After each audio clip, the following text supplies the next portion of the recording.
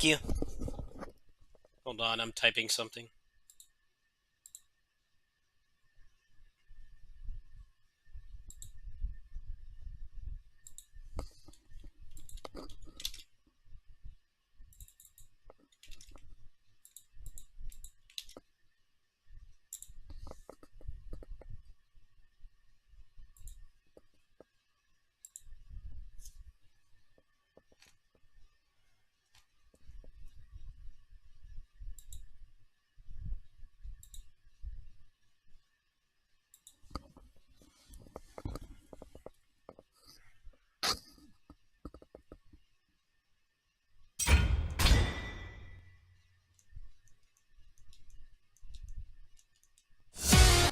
DNF デュエル。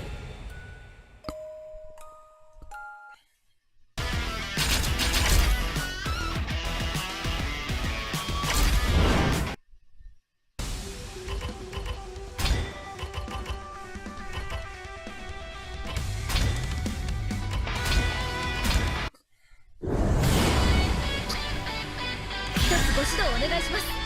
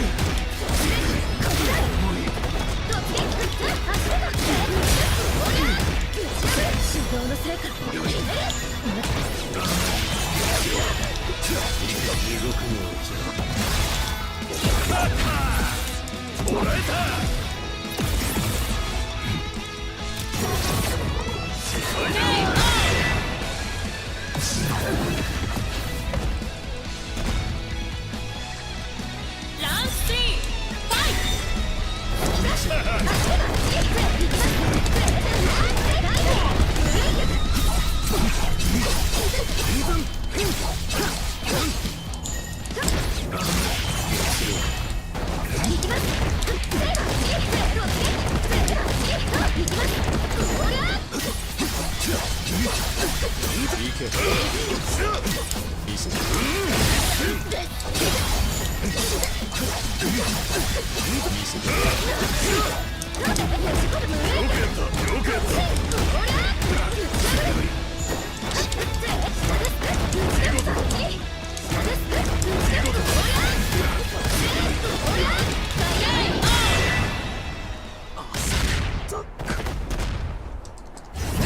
人の体のように動けるなんて、それって自分と手合わせもできるってことですよね。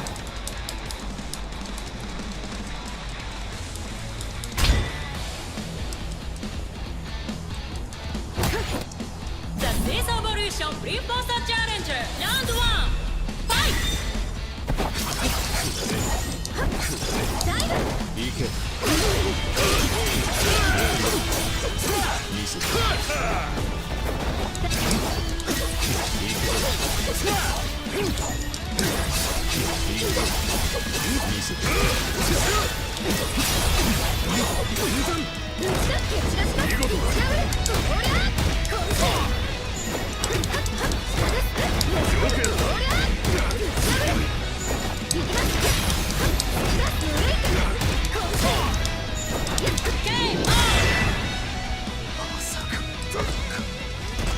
I'm not a big fan of that holiday, but thank you.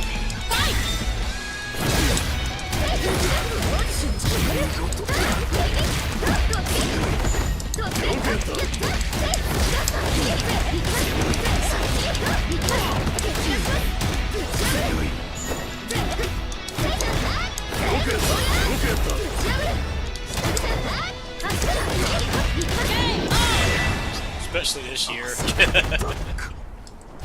Nothing to celebrate.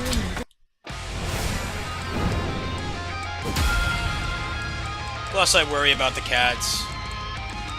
It's hard. It's a hard holiday for people who have PTSD, anxiety, and then work in animal care like I do. It's hard. People around here do it. They do the fireworks like all day. I just want it to be over.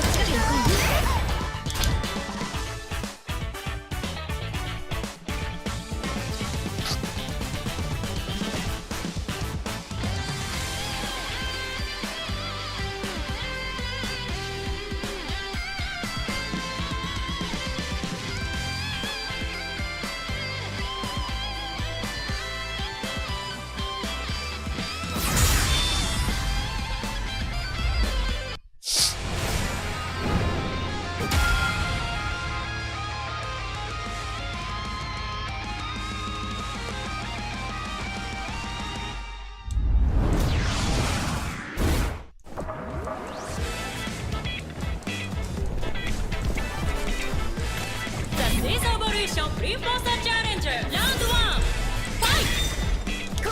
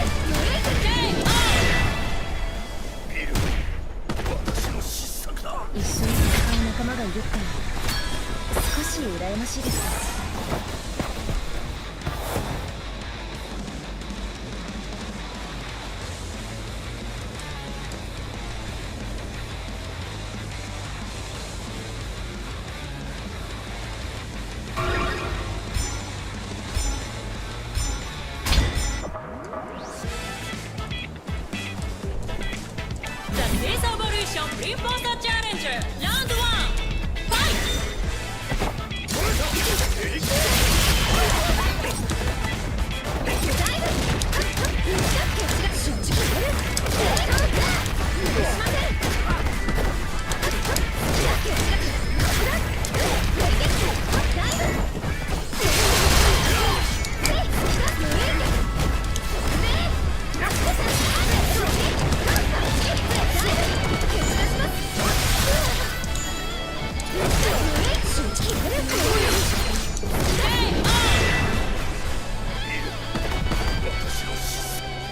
Round 2 Fight!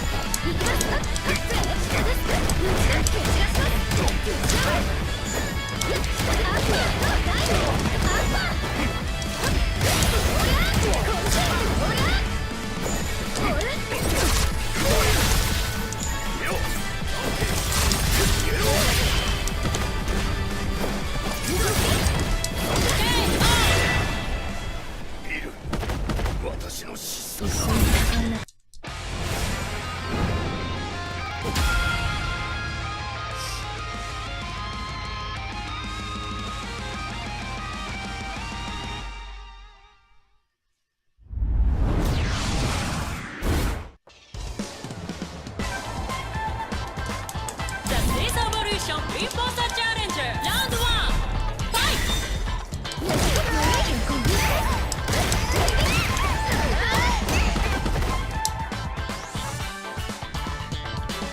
Can they like fix this? It's so annoying, man. Fix your game. Any game you buy, like, just fucking work. Like, how do you not notice this is a problem? Come on. It ruins the whole point of being able to go into single player while waiting for a match. 'Cause it does this constantly. Fix your game. I like playing emulators sometimes. Like, the only problem with those games is the emulator itself. They fucking turn on and work. Round 2 It's really aggravating buying games new. Have like obvious stuff wrong with them. It's like, how did you not notice that this was a problem? Abnormal for a game to be freezing while it's ranked.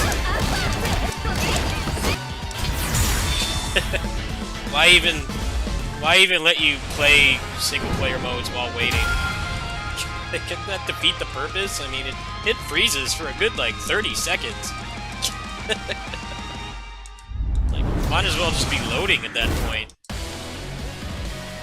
They did put out a post saying they're gonna put out a patch for this. I might just play player match until that's fixed. It really ruins your buzz. You miss a match because of that too. That's what's worse. Like, the other person thinks you like rage quit or you don't want to fight them or you're AFK. It's like, no, it's the game. It does not accept any inputs while you're doing that. The only input it accepts is Alt F4. Which I mistakenly did multiple times when I first bought this, because I thought the game was crashing. It's not crashed.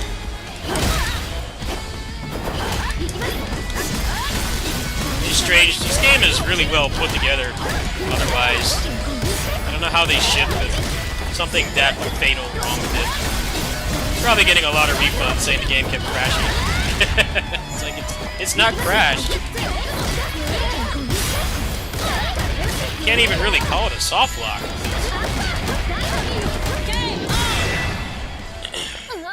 It's like the game will accept inputs.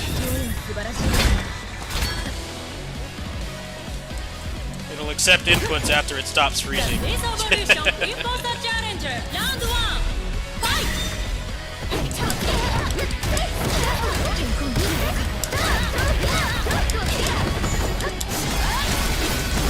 I don't know how good ranked is in this game anyway, because it's really easy to rank down, so You have people that are like really good at the game, in like bronze and silver, because of just the way this game is, high damage, and you make 2 mistakes and you're dead. It's like the rank is not really indicative of the skill level of somebody, which is how it always is, but in most fighting games there's much more room for error. This game you can just get demolished so fast. It's like, dude, that bronze 3 person probably has that many matches for a reason. They're probably really high ranked, but they rank down.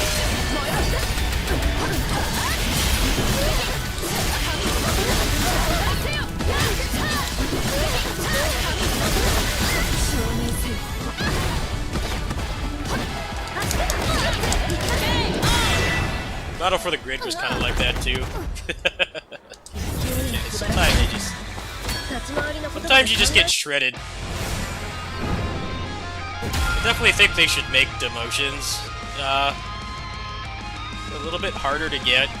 You have I was like what, like silver 4, silver 3 or silver 4 like 2 sessions ago, and now I'm back. I got down to bronze. That's because I had a bad session. Usually not this bad in other fighting games. I mean, the rank never really means anything in any fighting game, but you're getting a lot of people complaining, saying, I'm ranked bronze and people are doing like 70% combos and stuff. I'm like, yeah, probably not bad at the game. They just had a rough session and demoted a ton. Yeah, I think I'm just gonna play player match. I'm getting really tired of that happening. It kills the pacing of the matchmaking.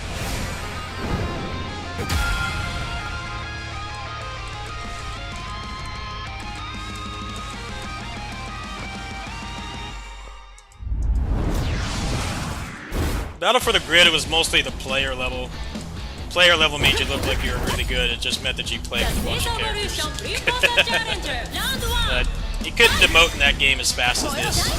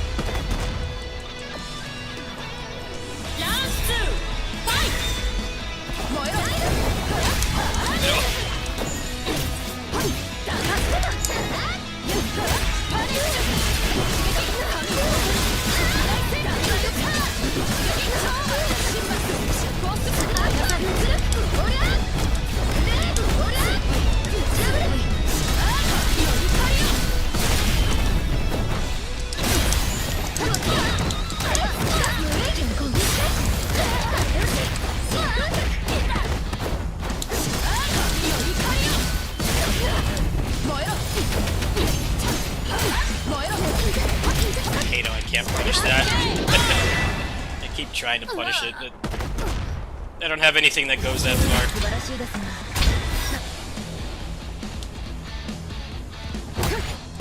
The Space Evolution Pre-Bossa Challenger Round 1 Fight!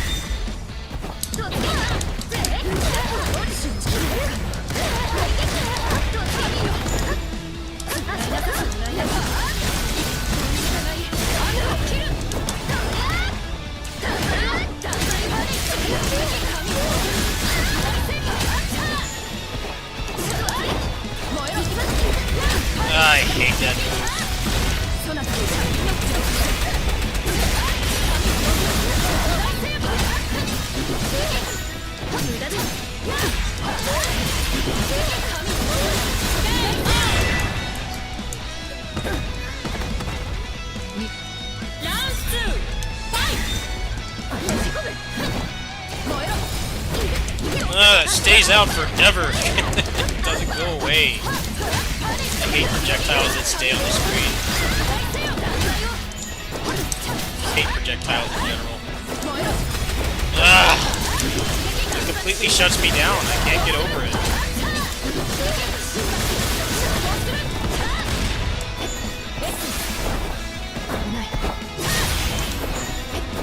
This game needs air blocking. I'm sorry.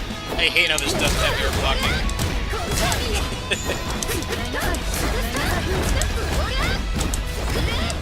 Not my biggest complaint about this game.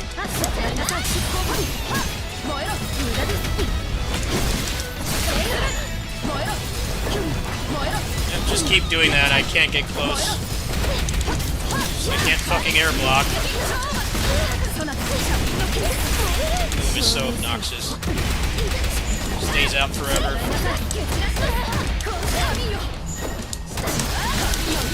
What the hell? It rolled back. I saw it roll back. I can't stand that stupid fire she puts on the ground. It's there forever. And when you hit her, it doesn't go away. Just keep putting that on the ground and I can't get close.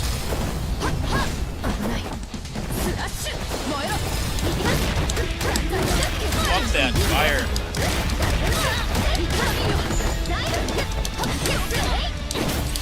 Fuck.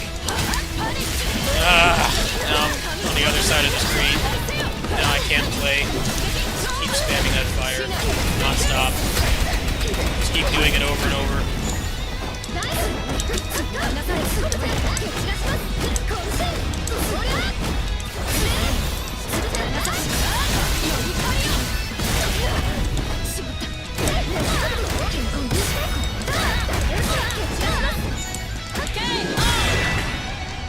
I doubt that will help.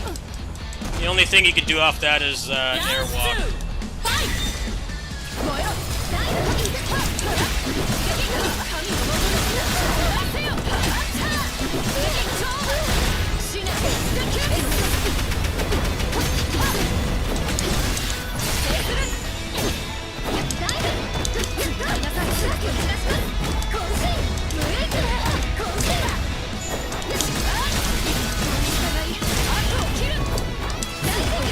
Of course. This chick is plus on everything. Fucking fire, so dumb. Projectile that stays there forever. You can't make it go away.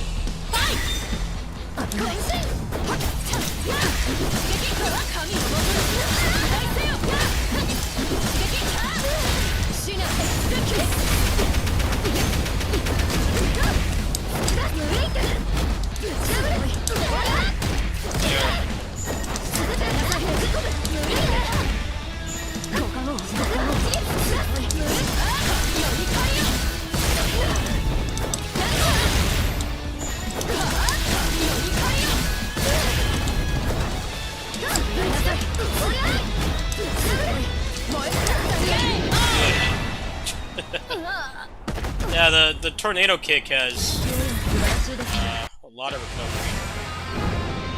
You only have one cancel option after it, so I think somebody who knows the matchup could easily punish that.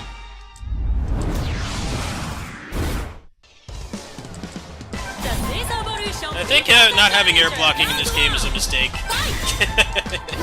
Like, it's not even the game's fault that I'm losing. It's totally my fault. I'm used to playing other games like this, like Grid, that have air blocking. I think it would make the zoning a lot less annoying. It's really strange to not have it. Because you just do it by habit, but it gets you killed. I don't know, maybe make it cost meter or something. I think it would make a lot of the matches, like Grappler versus Launcher, more balanced.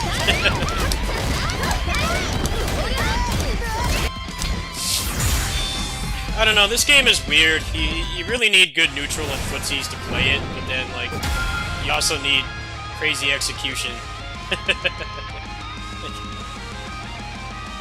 This game requires very unorthodox fundamentals.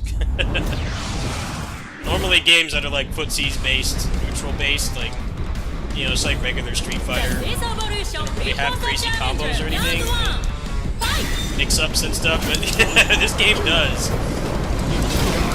But the problem with that is you keep wanting to air block because you're used to it. You can't. I played both betas for this in about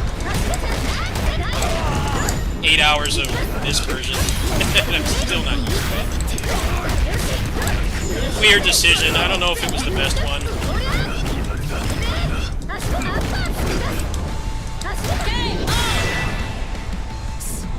I get that you want your game to be unique, but you gotta consider the demographic of people that are going to be playing this. Usage and Air Dash players.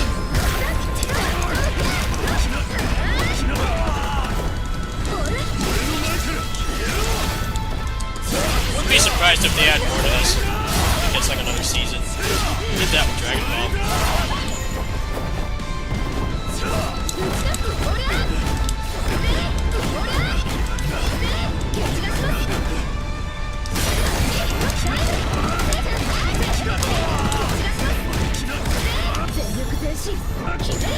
What?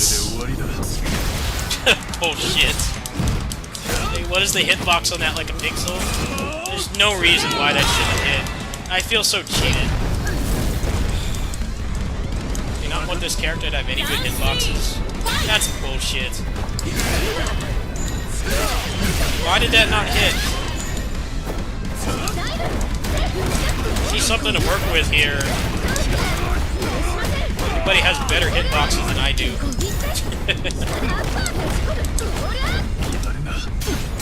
Big Super has like 1 pixel hitbox.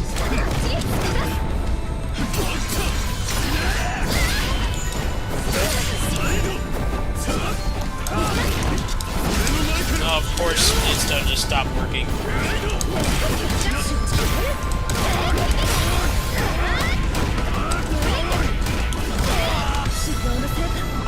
What the fuck?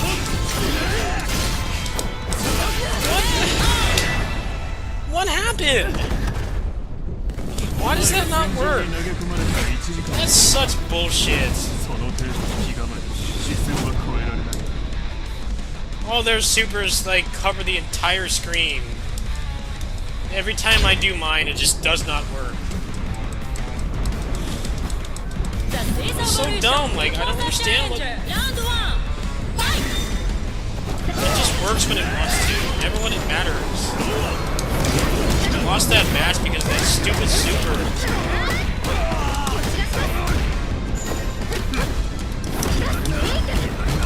Why don't I get a fucking gigantic hitbox on everything? It's so hard to get in and finally land a combo and it just doesn't work. Fucking bullshit, man. I hate that. I wish this just did not have cutscene supers. Just normal supers. They're too long as it is. I don't like cutscene supers. I like when you just hit the button and you do an attack. None of this having to trigger a cutscene. I hate that.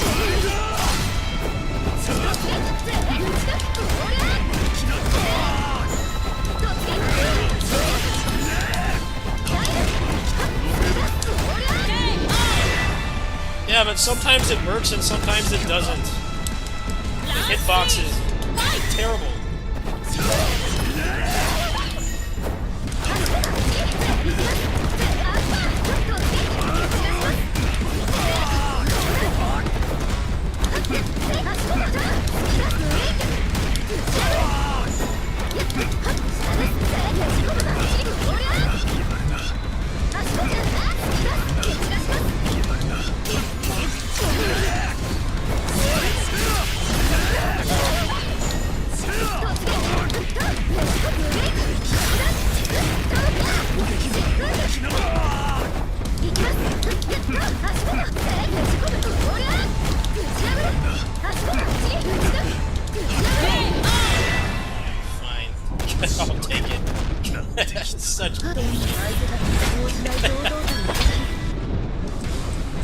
I've seen their supers hit like OTG really late, then mine.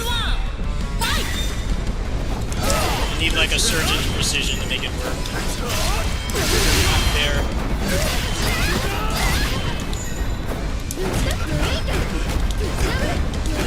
Honestly, I don't like the direction the way supers go in fighting games now. Everything has to be a cutscene super. I just don't like how unreliable they are. Plus they get old watching them. They're too long. They're like 10-15 seconds. Round 2, fight!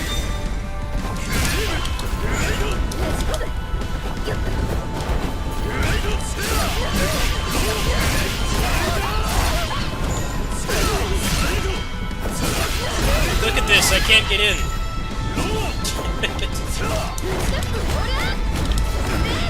Everything he has covers the screen.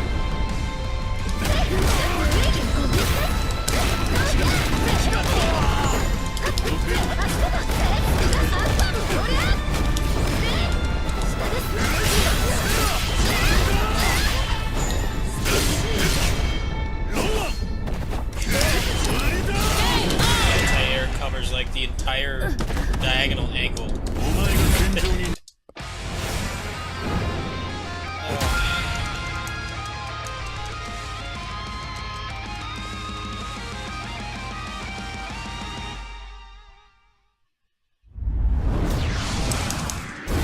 I'm gonna do like one more match of this. I'm already not in a good mood. I'm getting annoyed with this game.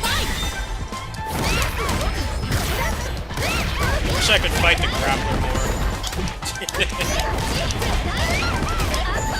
It just keeps giving me the half-screen hitbox there. I get tired of fighting them.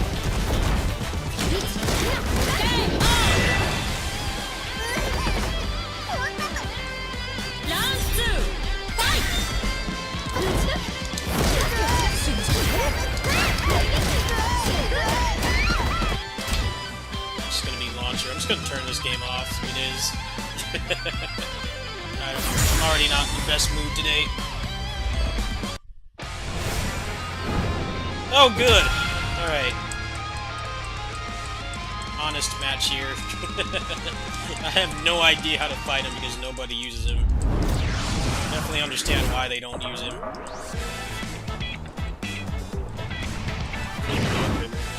The Space Evolution Reinforcer Challenger, Round 1, fight!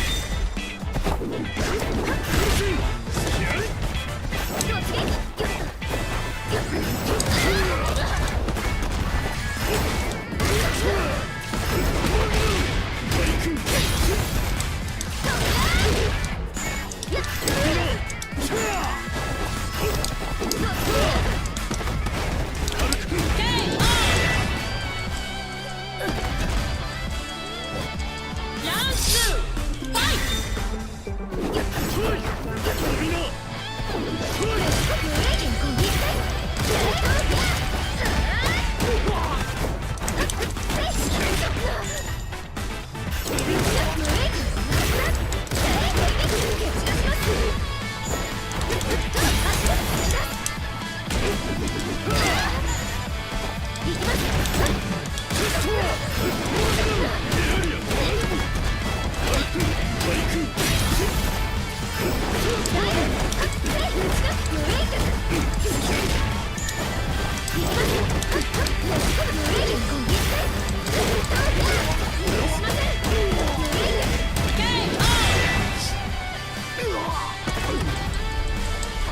Round 3, fight!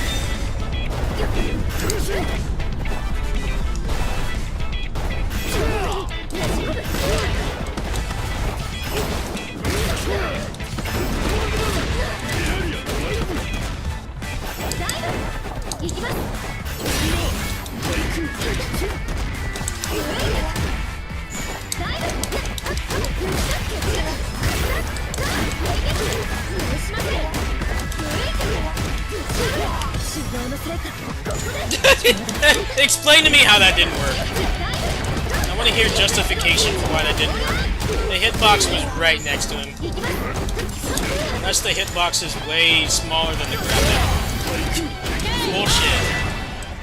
How the fuck did that not hit him? Come on, everyone else has half-screen hitboxes. Why don't I get that? I'm standing right next to him. That just doesn't work. I'm not allowed to have those kinds of hitboxes. My hitboxes don't work.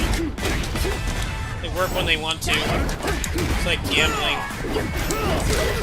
Bullshit. I think that super's not even worth using. It just gets you killed. Dudes with swords and guns that can hit the entire screen, make it an active hitbox. You get a super once a match. It doesn't work. Look at that! What the fuck? That is not fair at all. Shit should extend like the entire upwards axis. Like everything else in this game. Not privileged enough. Not the 1%.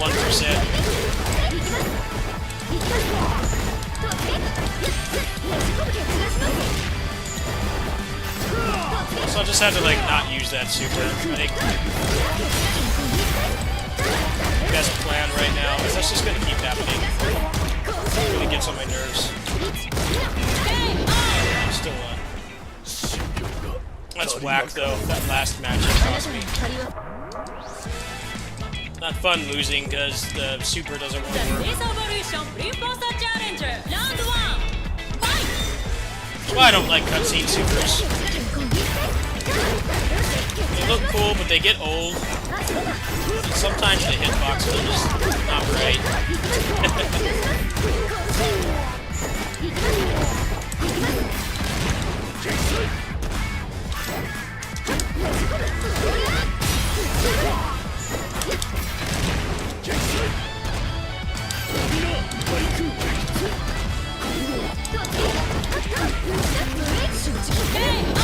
Now, some games do cutscene supers right. I don't think this game does. It's kind of unclear what the hitboxes are.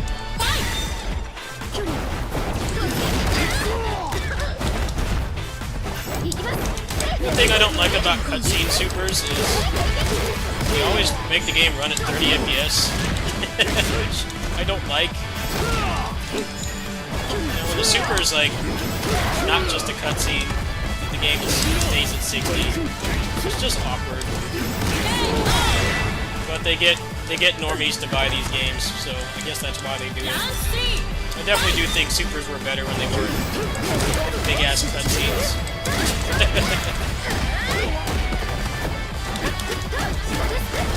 Yeah, I'll have to practice it. It's not entirely the game's fault, but...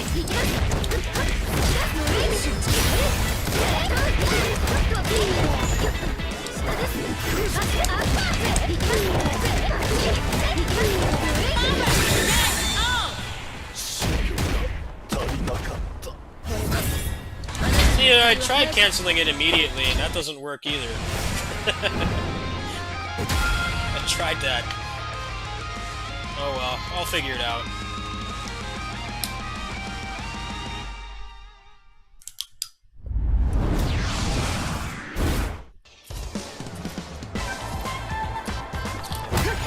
I don't know, I just think it's more interesting when a moves weapon, not a weapon, but a super has like more to it instead of just being a cutscene.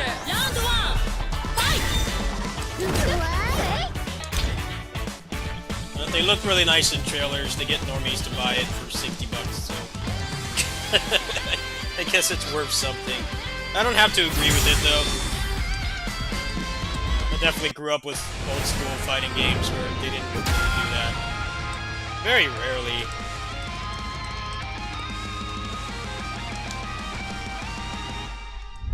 It's like when it's an actual move instead of just something that starts a cutscene. Kind of like react to it a little bit better.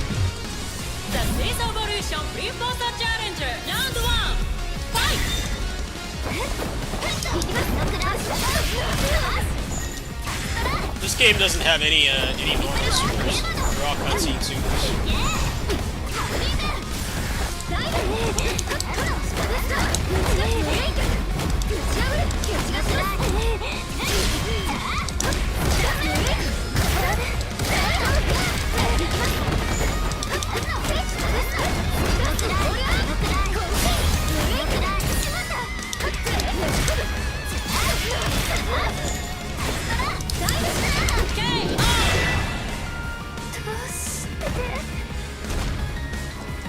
Round 2 fight.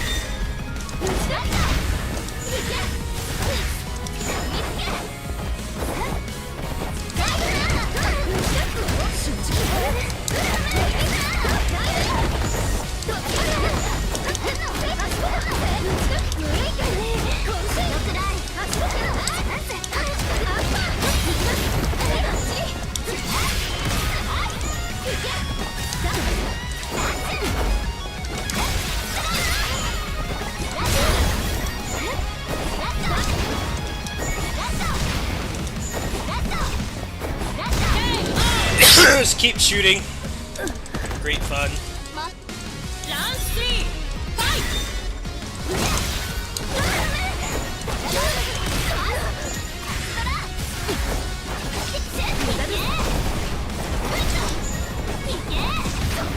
It's always great when other person figures out they can just shoot and I can't do anything.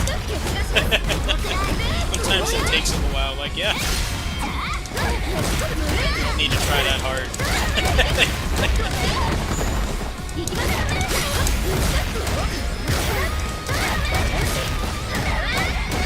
The solution to the problem is more obvious than you think.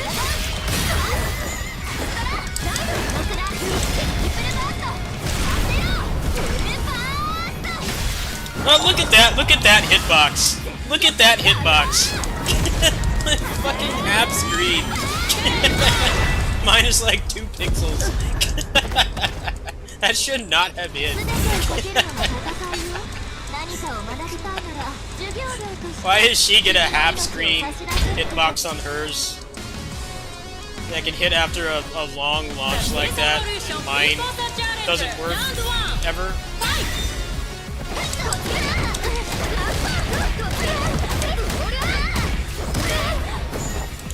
There.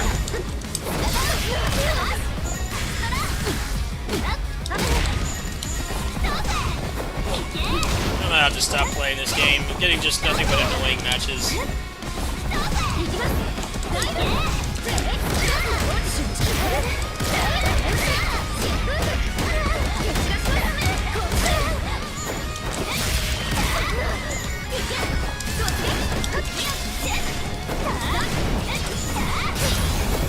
Fucking dragon, I hate it. They had this lame-ass character. She sucks. Where's Rogue? I think Elven Knight would be pretty interesting for this game, actually. Why does that stay out while she's in block stun? What?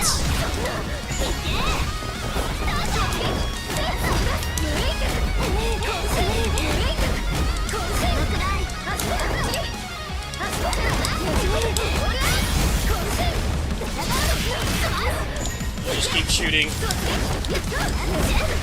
Bullshit. Fuck that. Wow. I want to kill that fucking dragon. I hate it so much. How is it fair that I have her in a block string? And that little shit can keep shooting. There's not enough shooting in this game. I feel like I'm just disadvantaged, like, every match. What am I supposed to do against that? Little fucker keeps spamming projectiles, even when she's in hit stun. I don't want to play this anymore. I'm getting really frustrated. It's starting to piss me off. That game is so frustrating sometimes.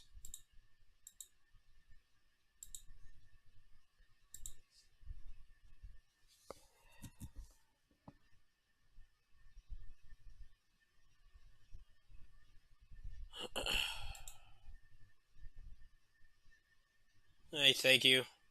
I'm not in the best mood today. Probably evidenced by me getting pissed off at that game. Oh no, that game is frustrating sometimes.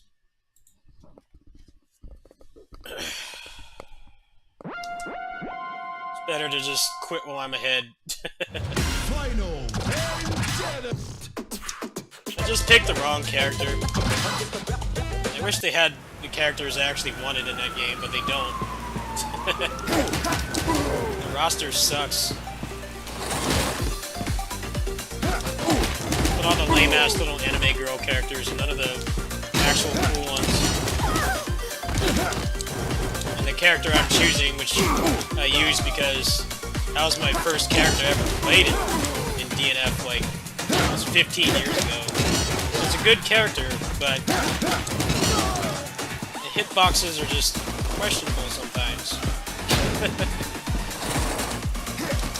Feels like everything I have is worse. Worse than every other character. Even stuff that doesn't matter, like the super. Their supers go across the screen.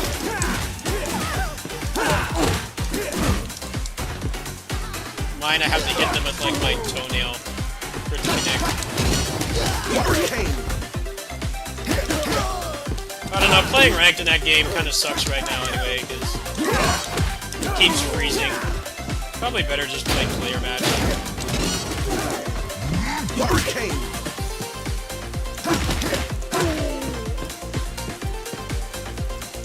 Yeah, it's starting to stress me out. I have to stop playing that right now. Getting aggravated.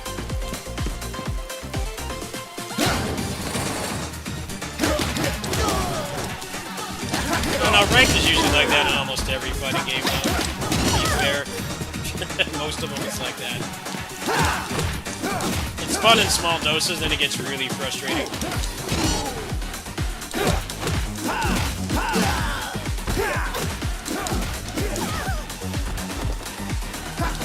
I feel like it's too easy to rank down in that game anyway. Which is the main thing that gets you pissed off.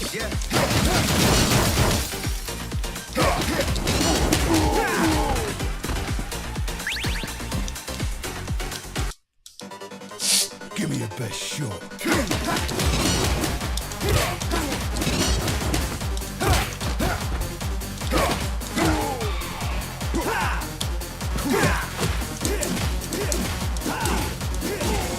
Hey, good night. Thank you. Let's go.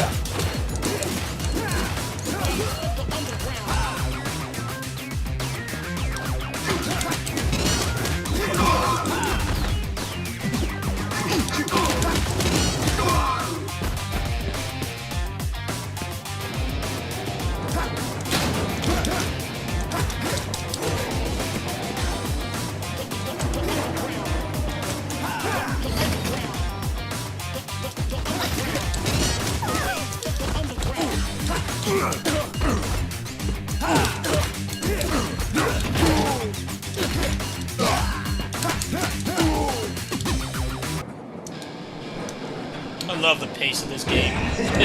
These guys really understood less is more. I don't need a 2-hour campaign.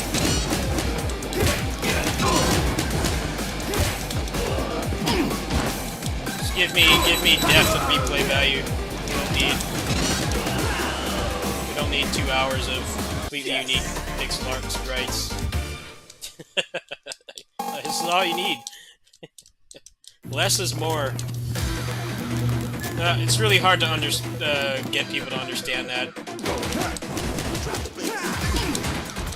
That's why I pretty much don't listen to reviews of arcade-type games like this. Not just beat-em-ups, but like other arcade genres that, you know, there aren't that many of these days.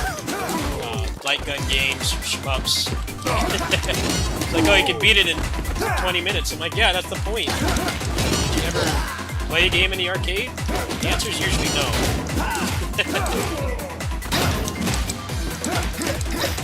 There's a reason people still play like Pac-Man and Space Invaders and Galaga and stuff. Not everything needs to be an 80-hour open-world game with crafting and survival. It's like we've forgotten what replay value is. At least reviewers, game journalists have. I played this way more than Turtles. The gameplay is better and it's shorter. Beat this like twice in one sitting before.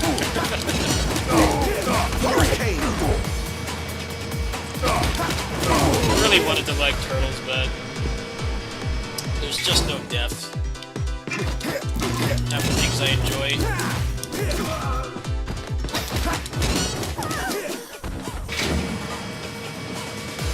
Seems like they're hinting at a patch for that game. Maybe they'll make it better. And all the characters being basically Dynasty Warriors clones doesn't help his case for me either. I'm already tired of that shit. Russo games.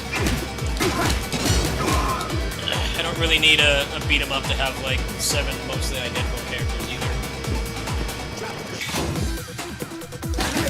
Like people asking them for more characters, I'm like, just beat 'em again. They're gonna have like one or 2 attacks that's different. Have a nice, beautiful sprite attached to it that makes art voice acting, but nothing that really matters.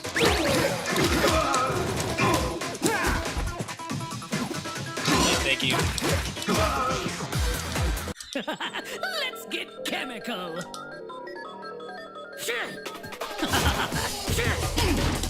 Surprise! Surprise!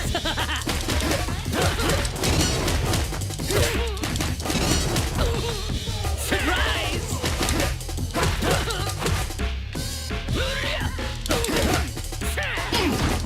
Surprise!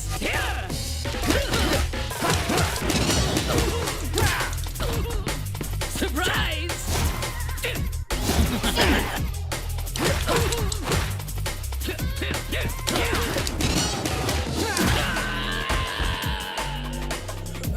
There's actually a video explaining the differences between the Turtles characters. It's like, man, that's really all that's different. They animated all those sprites and somehow didn't realize, like, well, we worked our asses off to death on those sprites. They're all the same. It's the same character.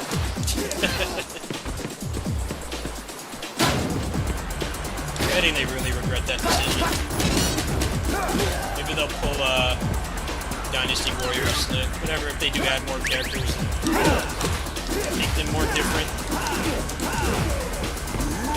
I'm definitely not going to pay $8 for another skin. They gotta do more than that. The game's not really set up for DLC characters right now.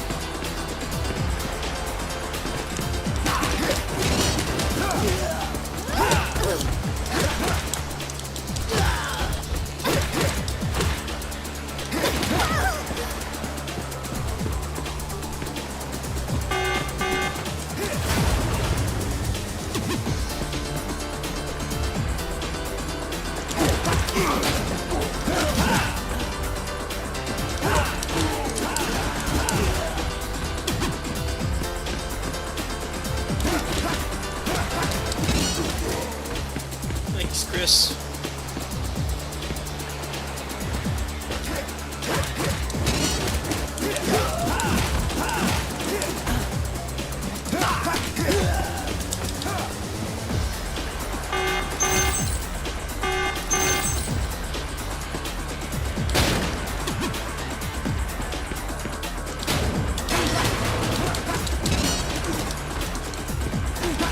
Hurricane.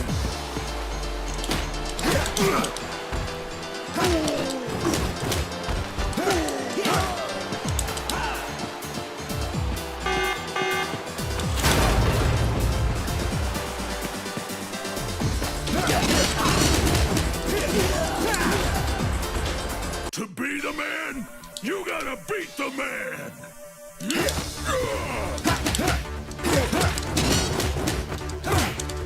Fuck. Drop the infinite.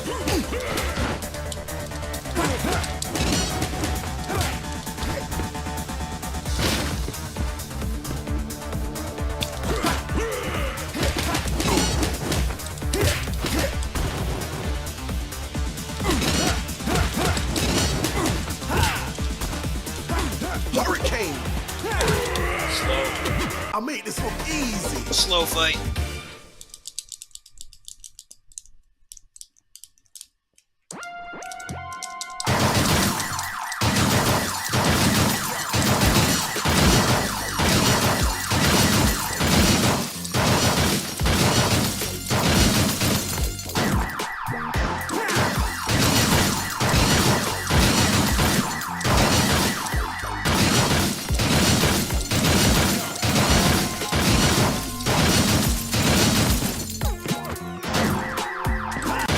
Bring it on.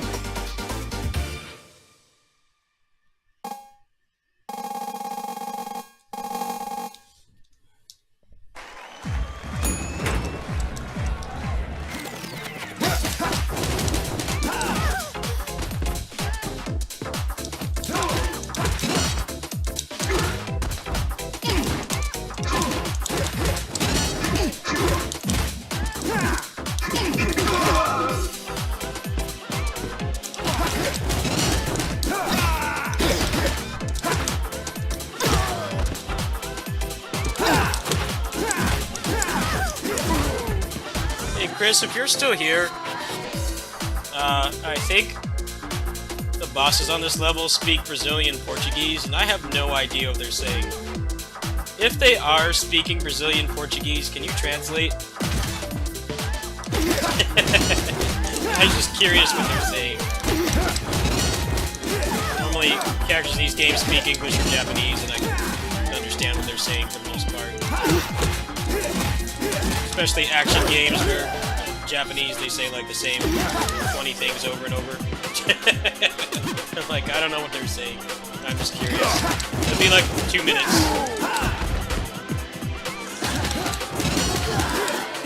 They're the hardest boss in the game, by the way. Giving your country some love here. Hurricane. It's usually them on the last level. Last gauntlet that kills me.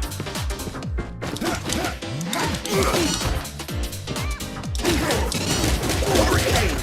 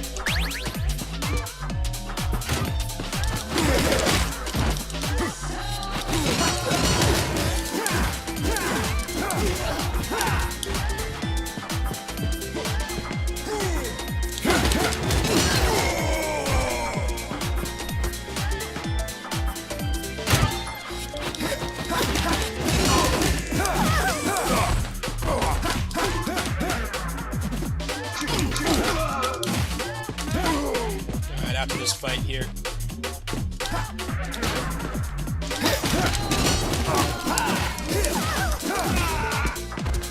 Perdedor inútil.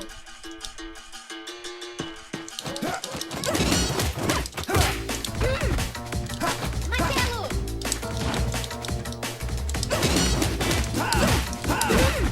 Bananeira. Bananeira.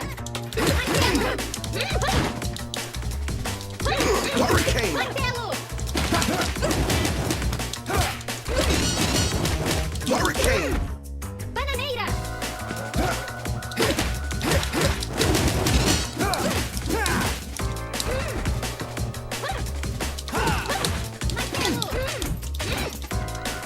Hurricane! Banana tree? What the hell?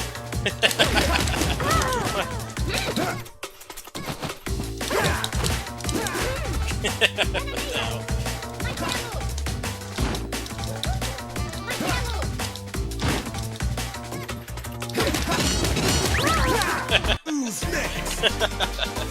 Useless loser, so the game is talking down to me?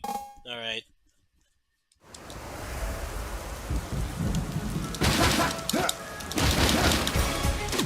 Have like, Tails character, move names.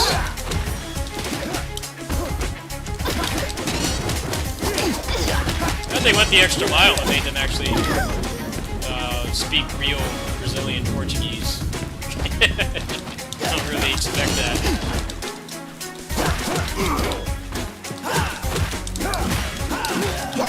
Pretty much only Tekken that does that. But Tekken that lives in some kind of alternate universe of Earth where everybody actually speaks their native language. They all just kind of understand each other somehow. It's like they have some kind of like cybernetic Google Translate enhancement in their brains or something. Like Jin Kazama will be on the screen and then like they'll have like Christy speaking Brazilian Portuguese. It's like, oh, alright, sure. Alright. If only it was that easy.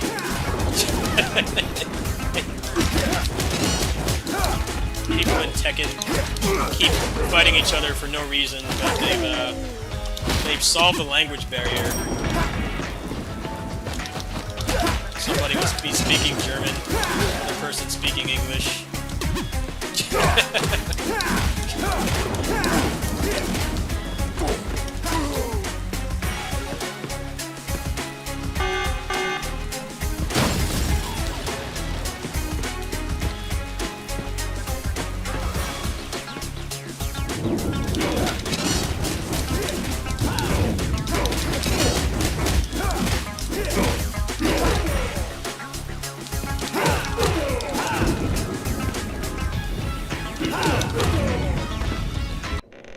No, the anime speech is because it's a Japanese game. Hurricane! And in Koei Tecmo's defense, they did try making them speak actual Chinese in Dynasty Warriors 9. The people from China and Taiwan and stuff that speak those languages, they hated that dub. They went right back to Japanese. I think people are a little bit harsh on American weebs. You know how they can be very dismissive of characters actually speaking their languages and media and stuff. Like it happens in other countries too. It's like they did dub that game in Chinese. No one liked it. The people that actually speak the language didn't like it. I feel on the American side it comes from the fact that dubs used to be really shitty. A lot of people just never grew out of that mindset. I like dubs. I play a lot of Weeb games, but I like dubs. I like giving them a chance at least. Definitely way better than when I was growing up. I feel a lot of that is just older generation Weeb mentality. Like, man, those dubs are way better than they were when we were kids. They have like legit good people doing the dubs now. just when we were growing up, they would get like, I don't know, the janitor and shit to do the dubs. I feel that's where that mentality comes from. People haven't really given the new stuff a chance. Like, it happens in other languages too. I remember when Dynasty Warriors 9 came out. Yeah, I speak Chinese and I hate this dub. Alright, well, I kind of have to take their word for it.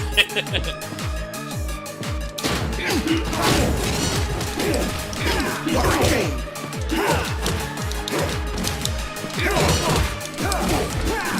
Hurricane.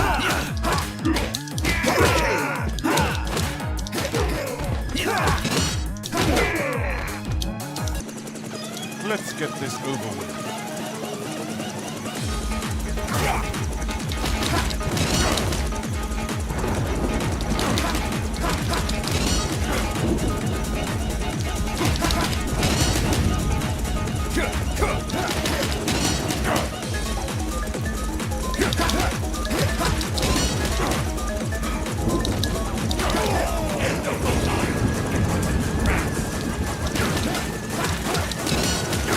Hurricane.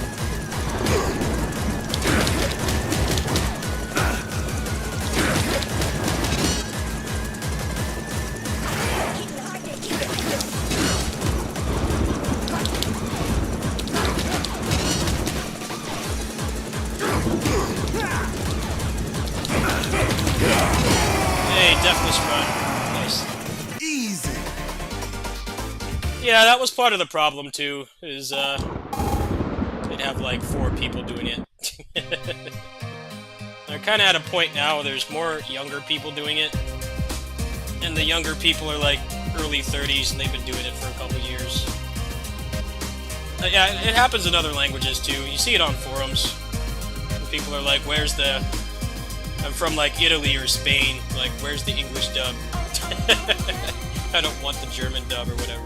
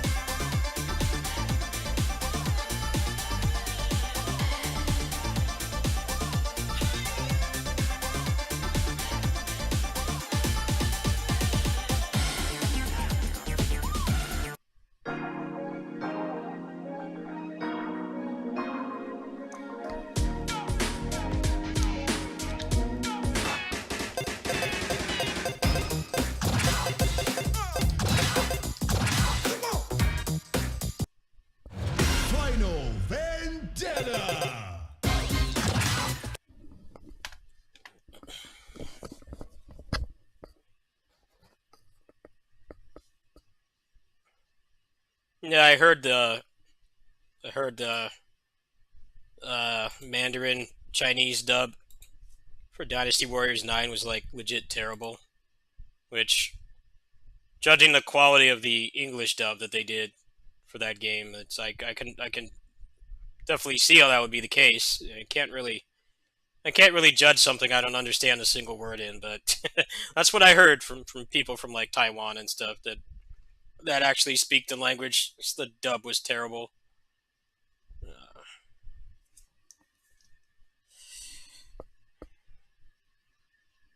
I heard with the English dub, they didn't go union, so they had none of the awesome voice actors they had for like for like 5 through 8.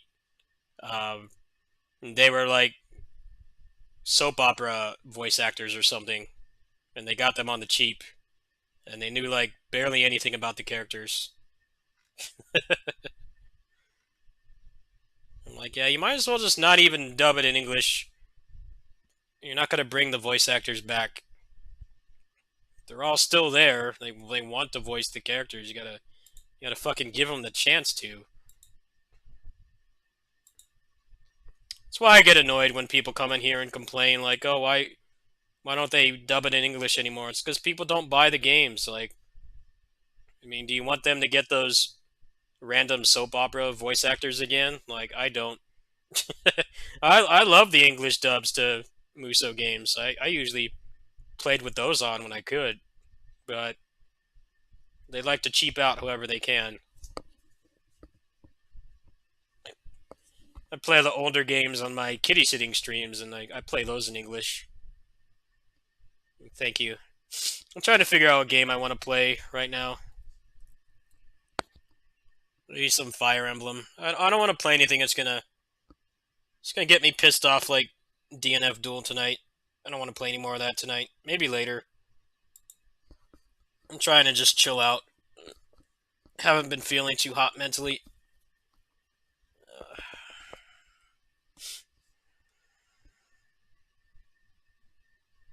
Yeah, I got that. I haven't tried it yet. Ugh.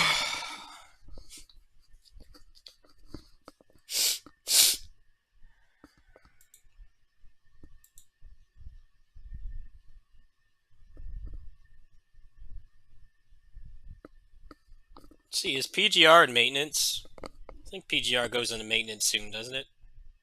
Maybe I'll hook up the phone. Let me check really quick before I bother setting everything up. You know, DNF Duel, I have that problem with that game too because they completely recast all the Japanese voice actors, and I feel like that might have been done to save money because the Japanese dub of DFO, DNF, Arad Senki, whatever you want to call it, has like AAA voice actors. They have Nobuyuki Hiyama. They have the guy that does Jotaro. A bunch of other ones I don't remember the names of. And then DNF Duel, they replaced like all of them for some reason. I don't like that at all because I've been using the Japanese dub on DFO for years. I just threw them all to the curb. Really strange.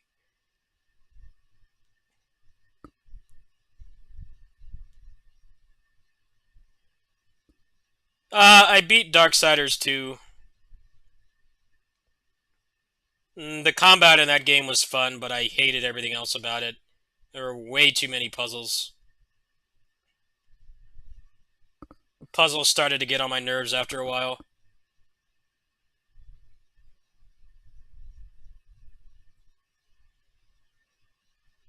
There's just constant puzzles in that game. It felt like it was 70% puzzles.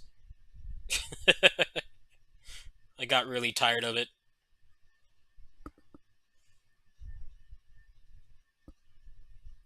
And then the third one is just a FromSoft game clone, which doesn't help its case on my channel. 2 was okay, it's just the combat puzzle balance was really bad.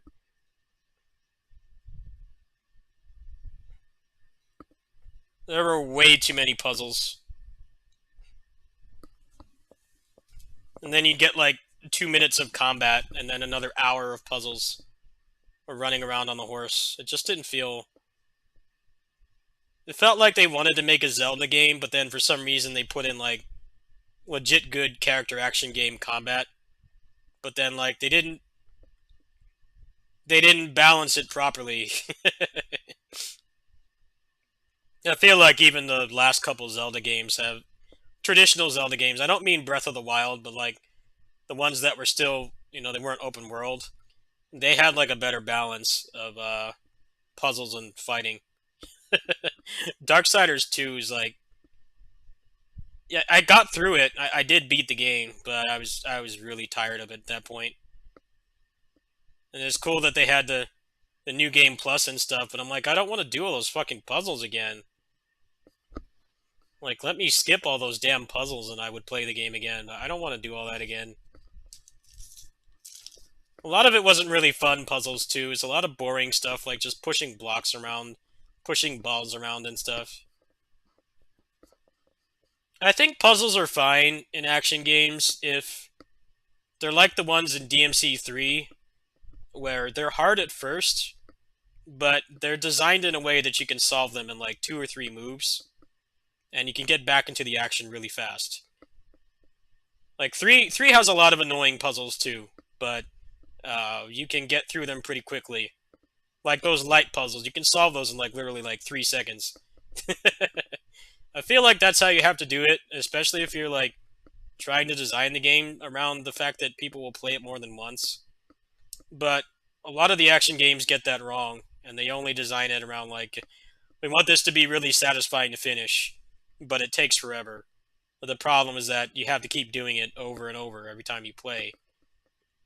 When in New Game Plus, I mean, really the only thing you're there for is not to do the puzzles again. You're there to get achievements and missables and and the combat, and like have your whole moveset unlocked. So making you waste all that time on those puzzles again just feels like a misstep. But there's a lot of games like that. A lot of games don't get that right. I mean, like, they really only designed Zelda games to be played once, for the most part, so they can have those really annoying puzzles. And, like, the combat is kind of just there to prevent you from being exhausted. It's not really there to, be the primary focus. Darksiders 3, I tried, and that game just felt like a jank Souls game, and I already hate Souls games, so that one didn't grab me.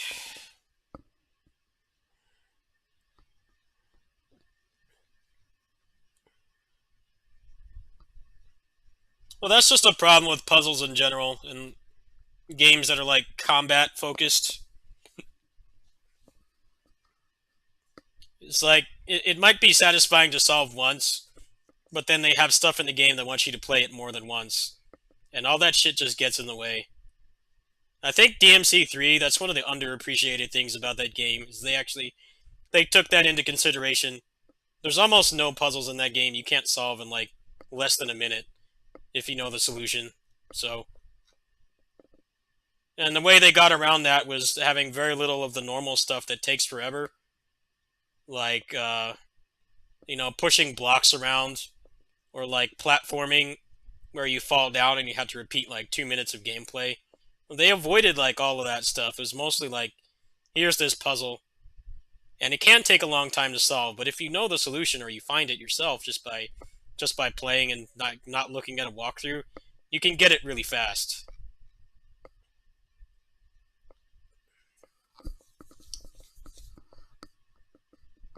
Let's see, I think I'll set up the phone.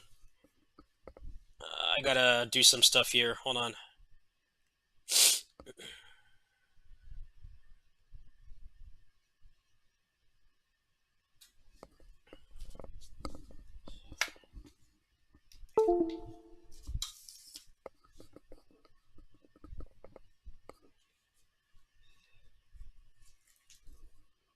I don't know, the fun stuff in DFO is the leveling. At least it used to be. It used to be the leveling. But now the leveling is just you one-shot everything. And then you get to the end game and it's just not a beat-em-up anymore. And just fighting walls.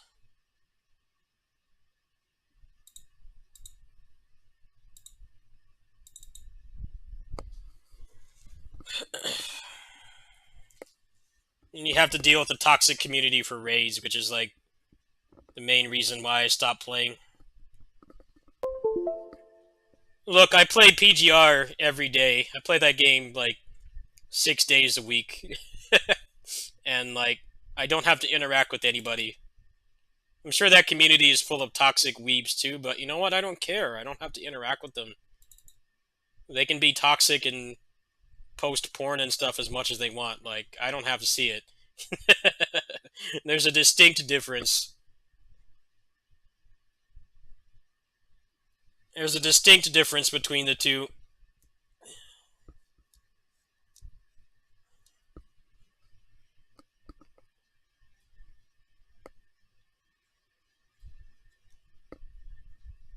The DFO community is terrible.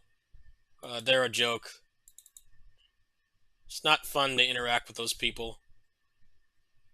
And all that matters is damage. There's no skill anymore. I mean, when you take a beat 'em up and you just make everything a wall of hyper armor, I mean, that kind of limits what you can do. Like, design-wise. You don't have things like dodge cancels and stuff, or like counters. Really limits what can be done.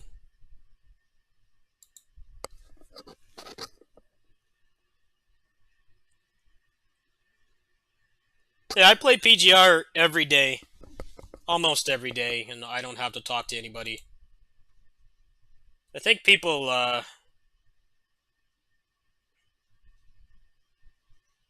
don't underestimate how good it is to have an online game you can play where you don't have to talk to anybody. it's very underrated. I mean, if you want that social experience, it's there, but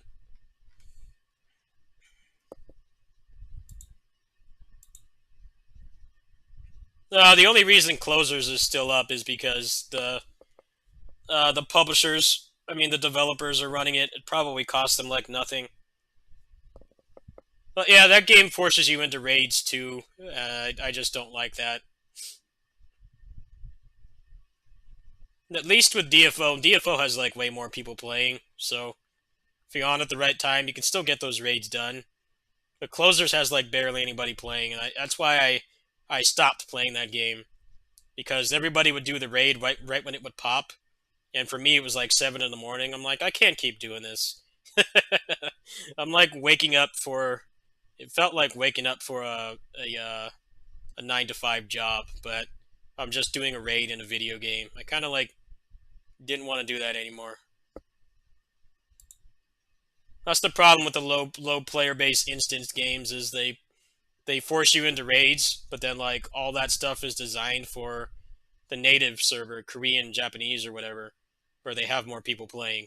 So you don't have to be on at like the exact minute that it goes up. But when they bring it over here, and there's a lot less people interested in playing like an instanced MMO over an open world tab target one, then that's always a problem. There's lots of games like that. Like, nah, I'd rather have my progression be optional co-op, not forced. Because when it's forced and there's no one playing the game, that's just a whole bunch of other problems right there. I think there's more people playing the private server for Closers, actually, than the main one. Other reason I stopped playing that game is the performance. The frame rate would drop too much.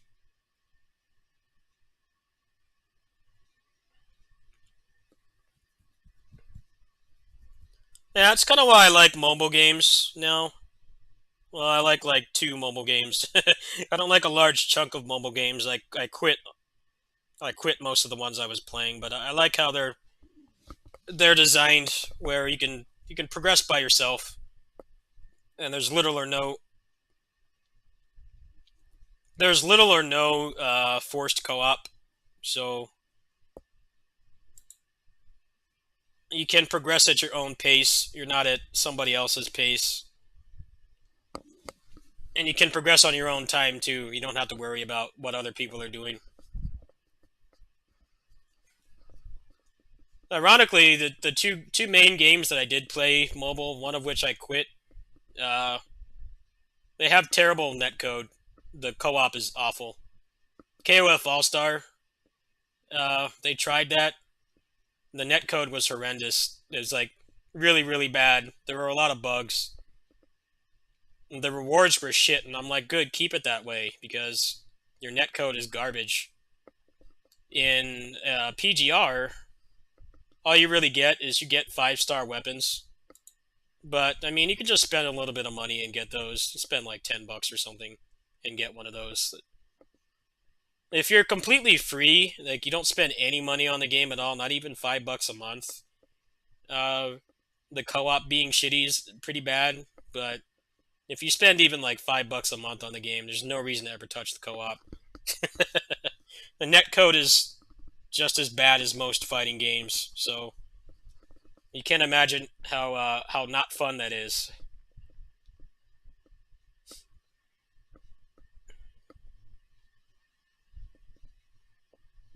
I guess I'll play Fire Emblem for a little bit.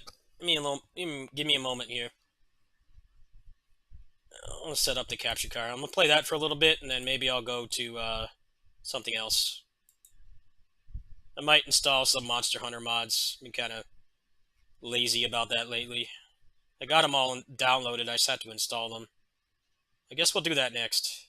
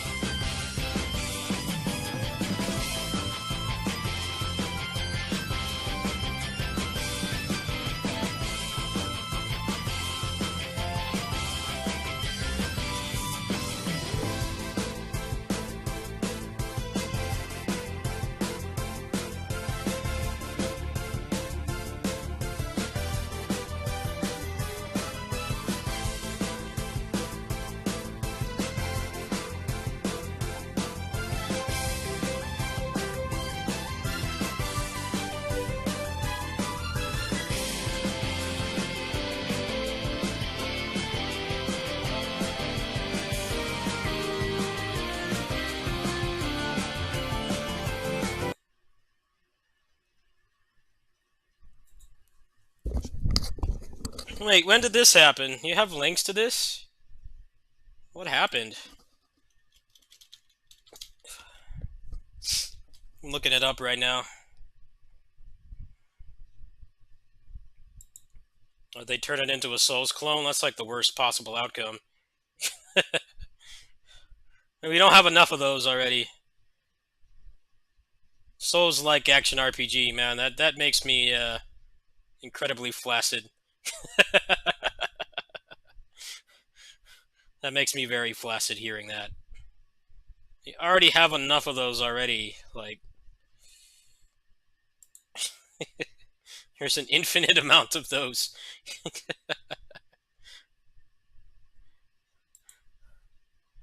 We really need more. I think the answer is no.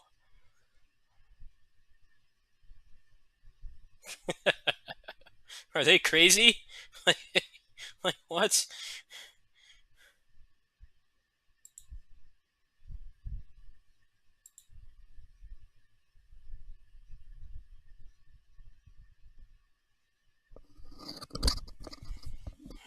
Well, already having the word Souls-like is not giving me much confidence.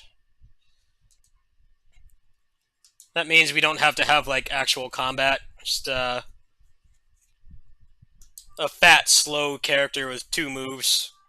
And the game feels like you're playing in mud. I'm already, like, not interested. I'd like to be proven wrong, but that's just how they design those games now. That sucks to hear.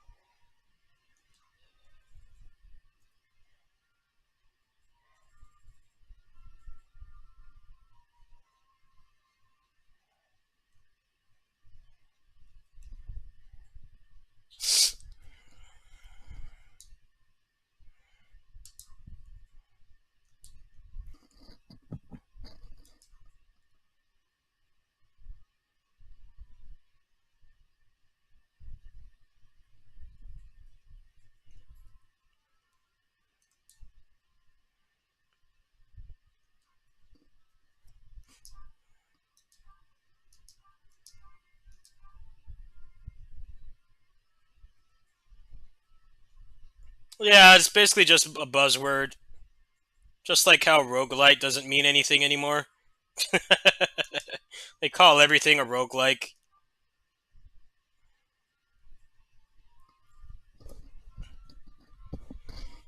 They call everything a roguelike, and very few of them actually are. Most of them are roguelites. There's very few, like, actual roguelikes coming out. Most of them aren't. Pretty much everything is a roguelike now, which isn't a bad thing. It's definitely more accessible when you make it a roguelite. It's just that they call everything that, and that's not what it is. That's what bothers me. It's like everything is Souls-like, or, you know, a game like this is a button masher.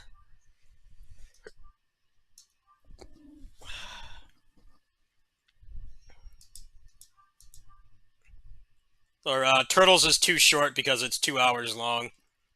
I'm like, how do you tell somebody, how can you tell somebody, never played an arcade game before without them actually telling you? That's how right there.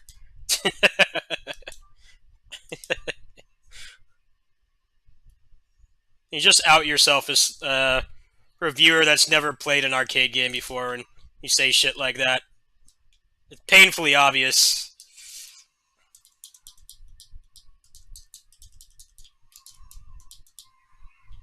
I don't expect everybody to play, like, every game ever made, but, you know, you gotta understand that arcade games were built on replayability. 2 hours is too long. Not too short.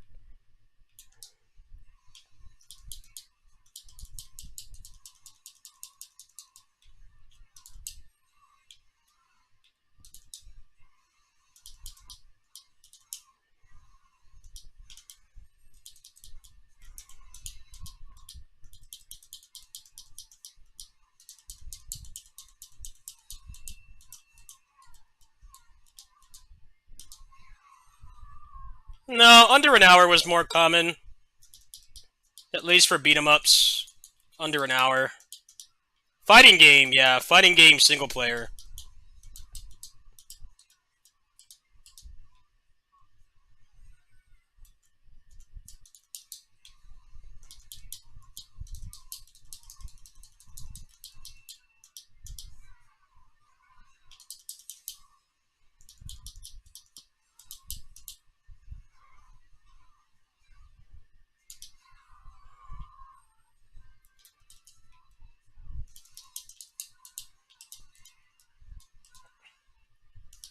Yeah, and they're adding the right stuff to Sifu too. They're not like making the campaign longer.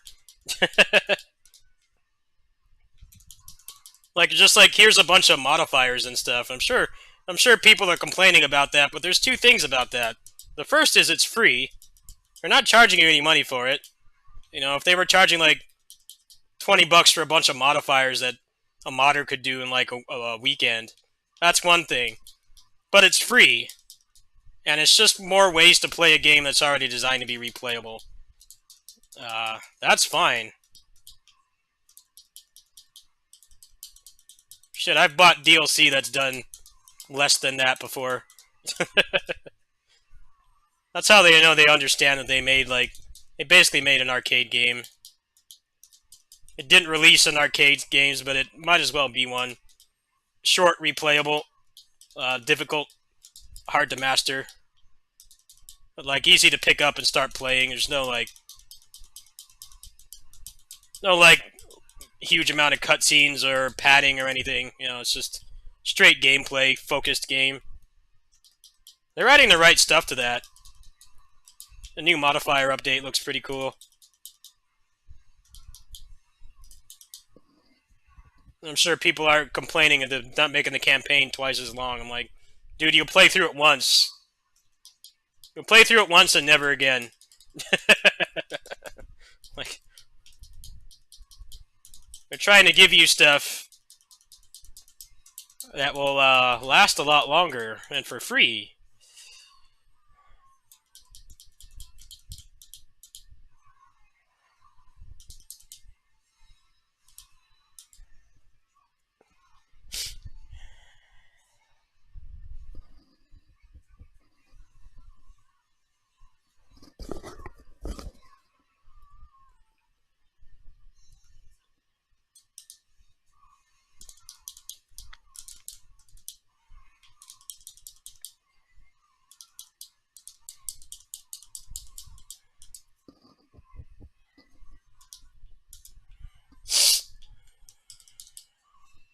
I definitely think if they were charging for that DLC, it would be a ripoff. But they're not, so you can't really complain about it. And if it's what it seems like it is, where you can combine a lot of those modifiers, you can change the game, and there's already like randomizers and stuff for that game. There's already randomizers, there's moveset mods, like that game doesn't really need more than that. That game, for all intents and purposes, is a arcade beat 'em up. Everything from the length to how difficult it is.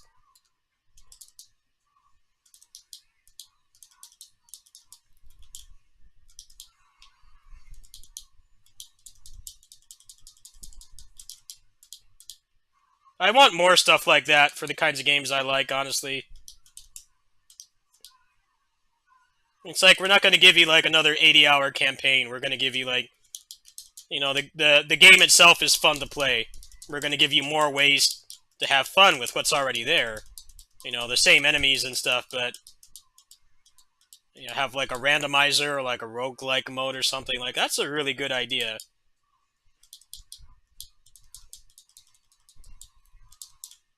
I feel like AAA games have really messed up our perception of DLC.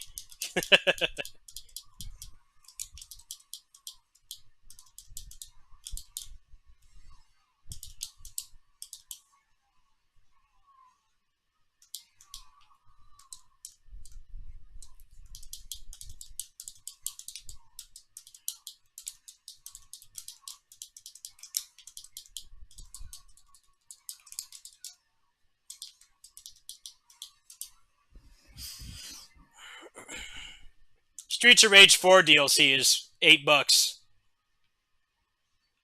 It's $8. You get 3 characters, and you get a roguelike mode. Like, that's a hell of a deal. You know, they didn't make like a whole extra campaign or anything crazy like that, but they give you stuff that matters. Like, if you actually like the gameplay, there's a lot there. And I mean, it's a beat 'em up. Like, what else is there? There's nothing but gameplay. There's gameplay and music. That's it.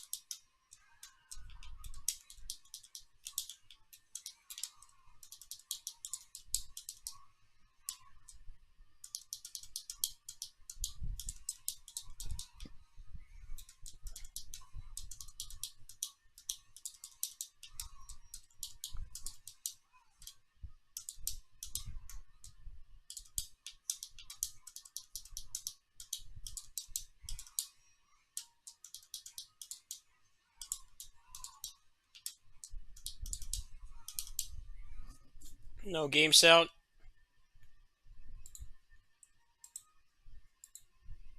Muso game. It's just grunts and groans. But there we go. Fixed. Must have restarted my computer. I forgot. There you go.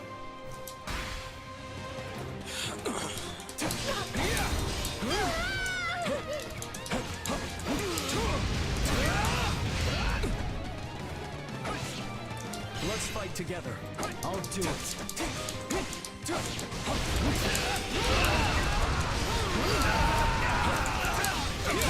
Nothing wrong with putting in a little extra work. Stand down.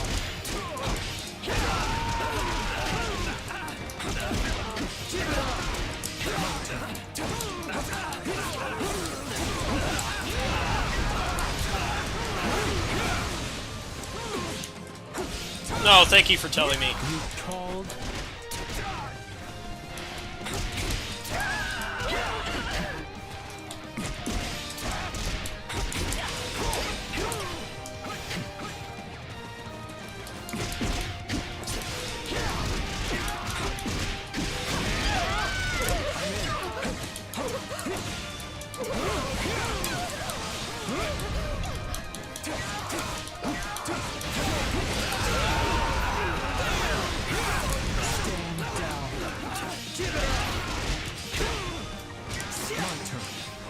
Stand down.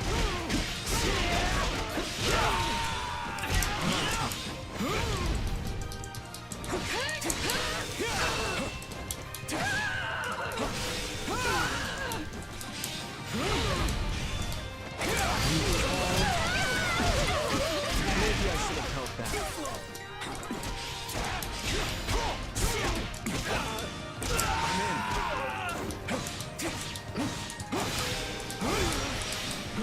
You called.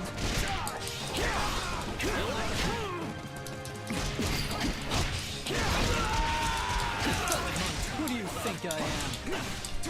And I stand down. Stand down. You called. You called.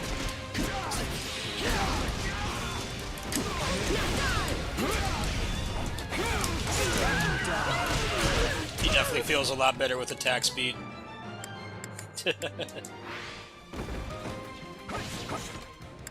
He feels way better with attack speed. I kind of didn't like his moveset. Is he attacks too slow?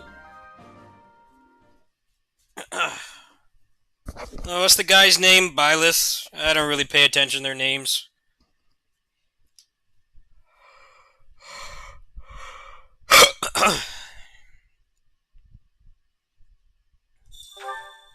I don't know anything about Fire Emblem. I don't care. I don't really care to learn. Training can be the difference. With proper training, you'll I be just play this unstoppable. because it's a Muso. Zero interest in the source material. Let's put it back on hard and continue the story. I gotta get the attack speed item anyway.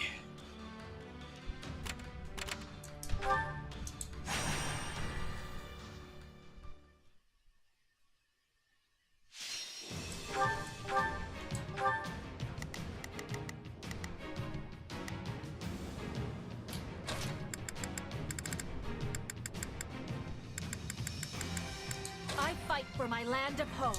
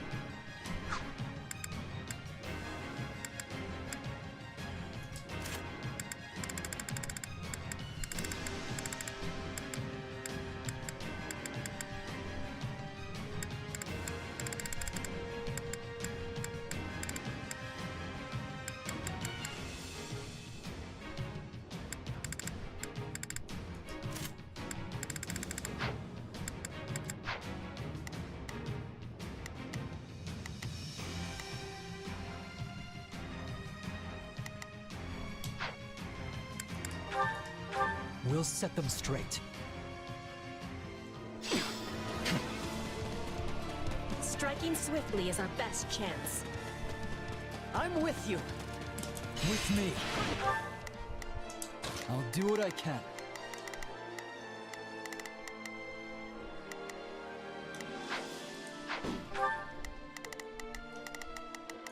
Begin. Our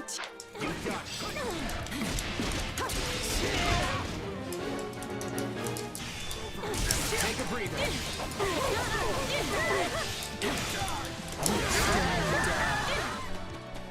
The stronghold's ours.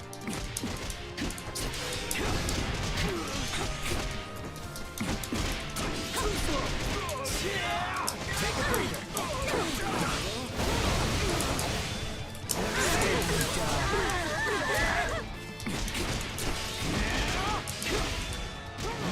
My turn.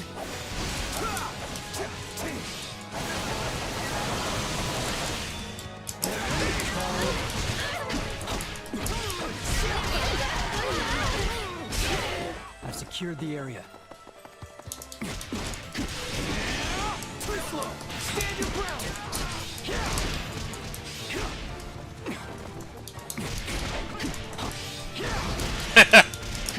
Forgot about that. Wonder how jank that game's gonna be. Will people actually play it? Or is it gonna be like Resident Evil Resistance, where people play it for like 2 months and then stop? I guess they're trying to go esports and things besides fighting games, but I think they don't realize the competition is way worse. Competition is way worse when you're not doing fighting games. It's a lot more money to be made if you're not doing fighting games, because a lot of people just don't know how to play fighting games. They're harder to get into than shooters, but there's like way more competition. You gotta compete with all the Call of Duties and stuff. Like, I gotta keep up. I hope it works for them, but I don't have a lot of faith.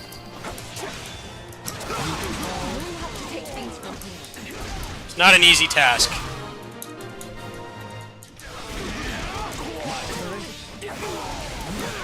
It's like why there's so many battle royales after PlayerUnknown got popular, and like all of them died, or they have like 3 people playing, so they might as well be dead.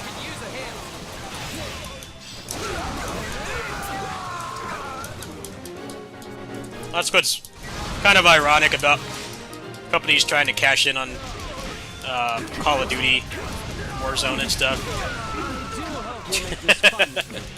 That's what's kind of ironic about it, is it's so much harder to make a game like that because you have to have people playing.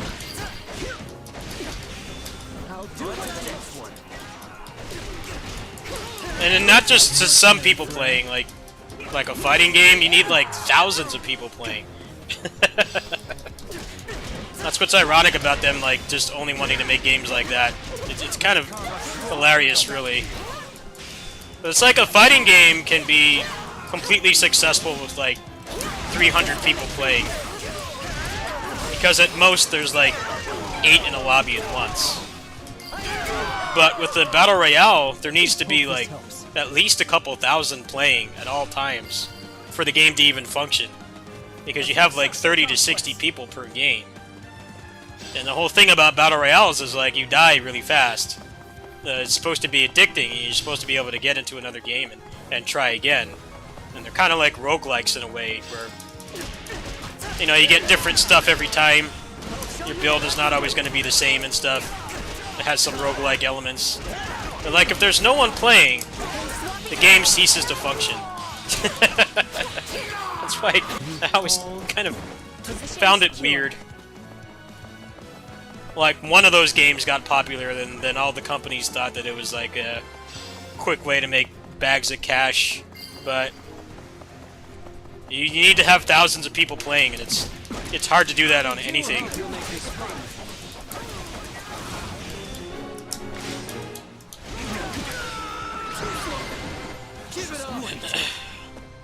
It's like the hardest games to break out in, I think, is Battle Royales. Just because of how they work. You need so many concurrent players on for the game to even function. It's unlike a fighting game, there's no single player content. There's no training mode or arcade mode or story mode or anything. Like, all there is online. So, if you've got it to the point where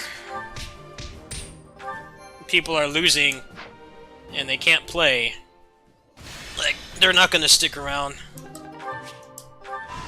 There was that one game, the Culling 2, that had, like, no people playing for a while. And they, like, shut it down because you couldn't play it. And they went back to the first Culling game. I'm like, yep, that's why,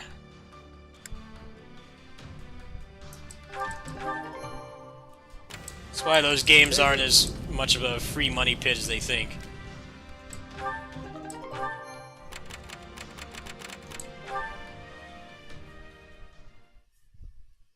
I think people underestimate how few concurrent players a fighting game needs to be successful. Like, people say that you know, fighting game's dead if it has 200. 200 players is still, you can still find a lobby. Even ranked will be like somewhat functional if it's a game that people actually play ranked in. I mean, that's a factor too. A lot of the, like, niche fighting games, people don't really bother with ranked. Mostly people just play player matches, but 200's enough. 200 is, like, at least, like, 10 lobbies. Like, that's more than enough to get into a game, but, like, a Battle Royale needs thousands. So even though it's, like, more accessible and more people know how to click on heads than do combos and stuff, it's still really hard to make. Hard to make it, I mean.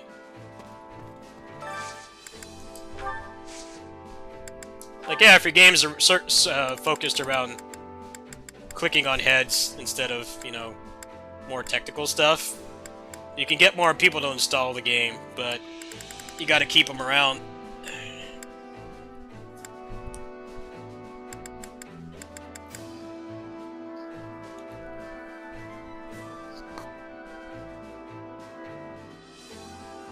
That's like the biggest mistake that the niche service games like DFO and Closers make. Forcing people into raids when there's so few people playing. It means that you have to be on when everybody else is doing it, otherwise you can't progress. Because the game is designed around having like thousands on, there's only like 300 on. That's why I stopped playing Closers. I got tired of that. I'm like, I can't keep doing this. If I'm gonna wake up that early to play a video game every day, I might as well just go get a third job. Greetings. Like, hey, thank you, Indra.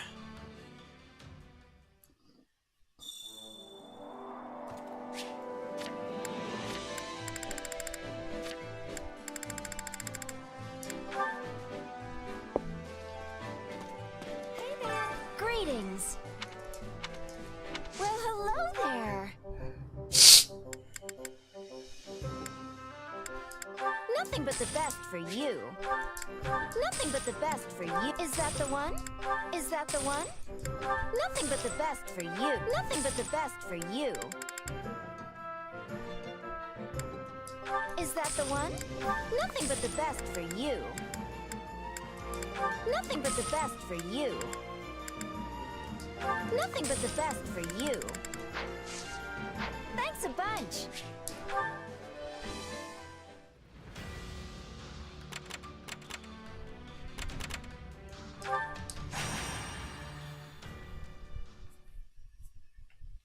Naraka Blade Point kind of has that problem too, because most of the player base is in China, and like the netcode doesn't really work too well. It works about as well as you'd expect, making a melee-based roguelike, where if you're on the Western version, like more than 90% of the population is on the other side of the globe. It works about as well as you'd expect. But that's like the majority of the players they have, so...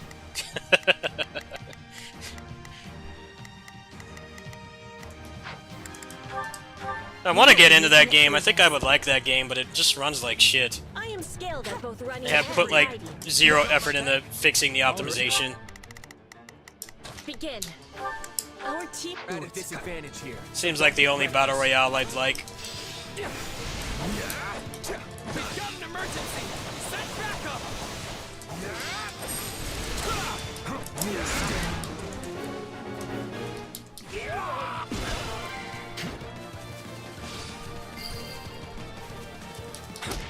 Oh, too easy.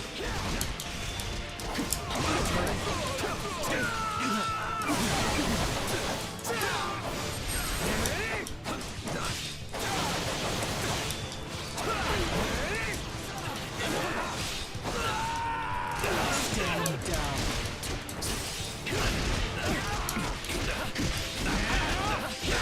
Here I go.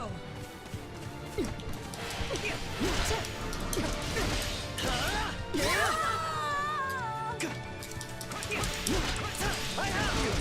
I'm swapping it.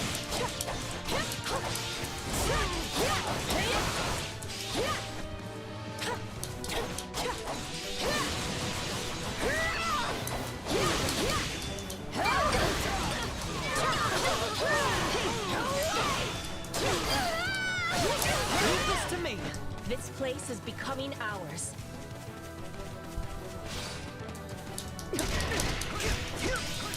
You called. Give it up. Fight him. Take the breather. You called. We're done for. The rest is up to you. Wounds are severe. I have to fall back.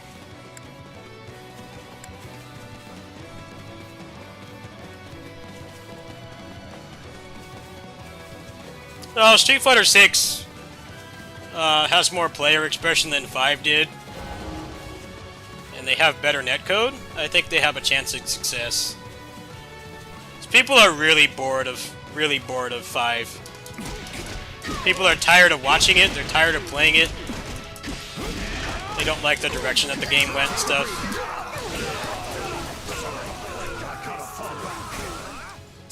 I think player expression is really important. Leave this to me. Those games tend to be more interesting to watch too, in my experience. Do what I must.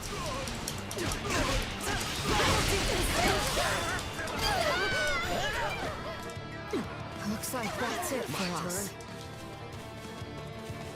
I know when it feels like a fighting game is figured out so fast, and everybody is playing the same, there's like not much application for an individual playstyle. I find them boring to watch. That's just me though, I don't speak for everybody, but I think Battle for the Grid is a very fun game to watch, because the game is open-ended enough that people can have their own individual playstyle. People could have like the exact same 3-person team and play like completely different from somebody else. Could have like a mirror match, and they could have like completely different combos and stuff and mix-ups that they're going for. Whereas like a game like Street Fighter V doesn't really have anything like that, so it's not as interesting, at least to me. What they've shown, the drive meter or whatever it's called, looks pretty cool. There's a number of ways you can use it. It's not just one use. There's going to be a lot of strategy that goes into it. You know, somebody that could block well, I guess, could use it. Use it for more offensive things, and then somebody who's more defensive, more offensive, could just use it for that. Stand down.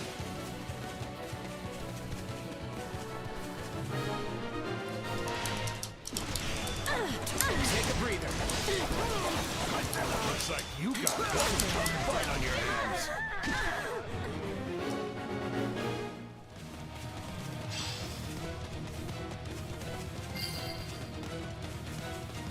So this is defeat. I'm sorry. All right, let's do this.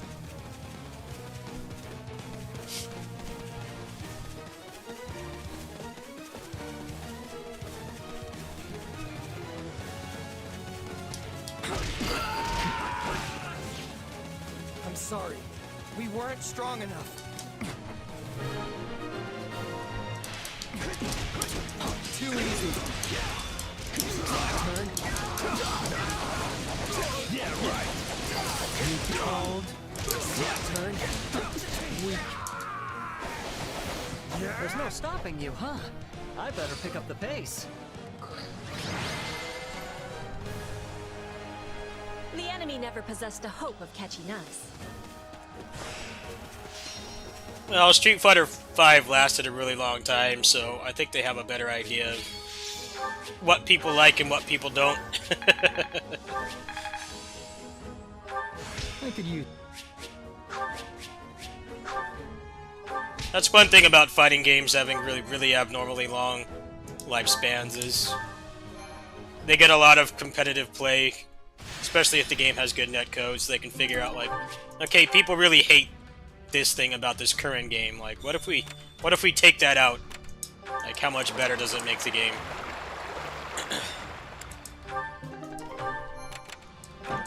Okay. That's why a lot of people don't like Mortal Kombat 11. It's Mortal Kombat 11.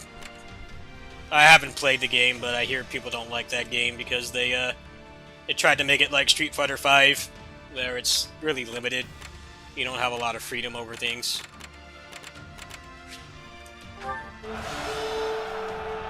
Well, no, a lot of people went back to Mortal Kombat 10. Like, yeah, that doesn't surprise me. It's just fighting games used to only last like a year. What are your thoughts? Used to have like a year lifespan.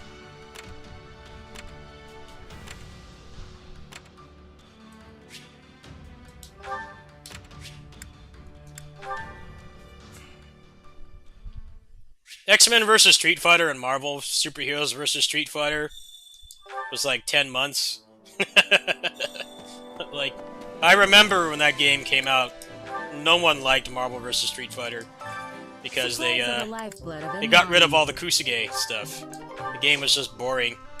It wasn't a bad game at all, but it was just boring, so people just went back to the old one. Well, it's interesting that people still do that, even when the lifespan of the games is way longer. You never hear anybody talk about Marvel Superheroes vs. Street Fighter. I remember when it came out. I remember going to the arcade when that came out. It did not have a healthy lifespan. Or people still playing like SF2 at the time. Like the pre-super versions. They're still playing like old KOFs and stuff. Marvel Superheroes vs. Street Fighter. That thing was in and out of arcades fast. No one wanted it. Time to work you into. Can't wait to see how you do. No, it's cool that people still do that. I'm like, yeah, just go back and seriously, just go back and play the good version of the game. Don't stick with the shit version.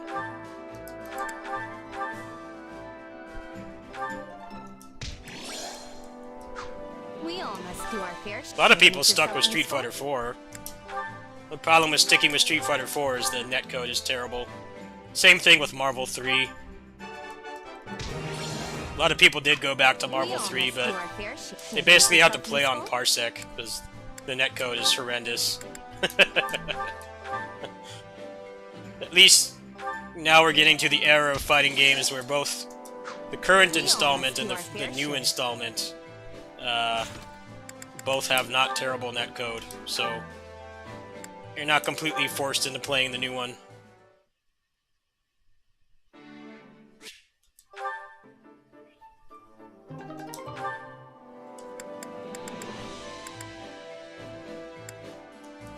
Am I grinding for some money? Yeah, probably. That reminds me.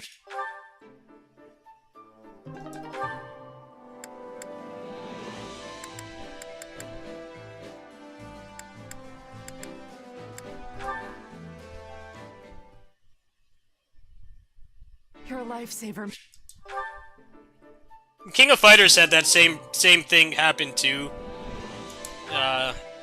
I remember when 2001 came out. That game was a piece of shit, right? And the only cool thing about it was K49 and Angel. You know, it was cool to have, like, a Mexican rep in the game. The game sucked. Everybody went back to, like, 98, 99, 2000. Like, even though it was supposed to be the hot new game, like, nobody actually liked it. You know, they gave it a shot and they went back to the old one. It happened a lot with King of Fighters. Like, King of Fighters was annualized back then, like Madden, FIFA, Call of Duty, and stuff. So, like, it wasn't really that big of a deal if King of Fighters was shitty. You're only waiting like 11 months for another one. Call of Duty is the same way, pretty much. But I remember when we got KOF 2001, that game was out of the arcade fast. No one wanted it. The only cool thing about that game was the new characters. Everything else was shit. All the older games are better. The best place is the place I mentioned in the video. There is a place that gives you more money, but it takes like a minute and a half longer, and you can't control the other 3 members in the party, so you can't level them up. Oh, you're back. I think that place is worse. There's also a lot of cutscenes and stuff, too. The place I mentioned in the video is, like, the best place as far as I know.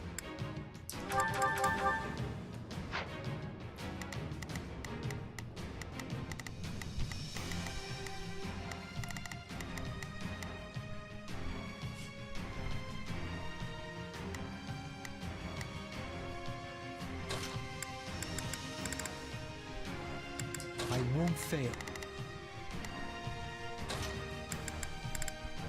I won't fail. I'll cut them all down.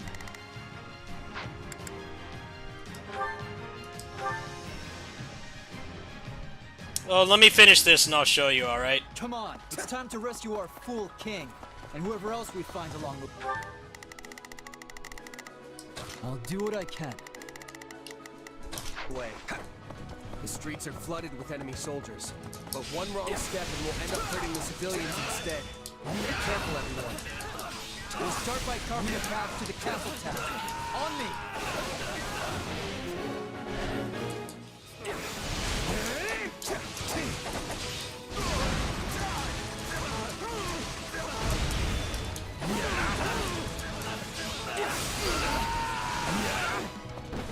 We have no time to waste. Quickly, we must keep pressing on.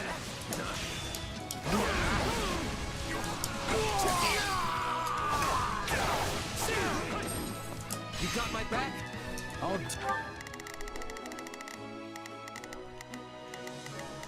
Begin.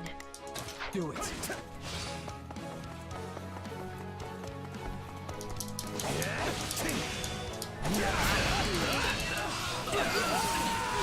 Okay, swapping in.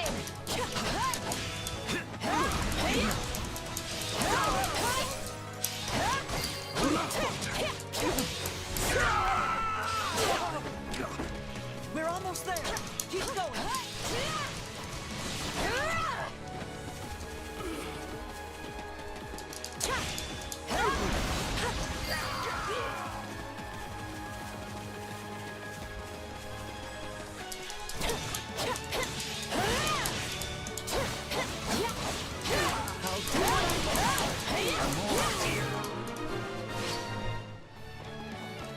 We've broken through our front lines. Move to counterattack. Out of the way.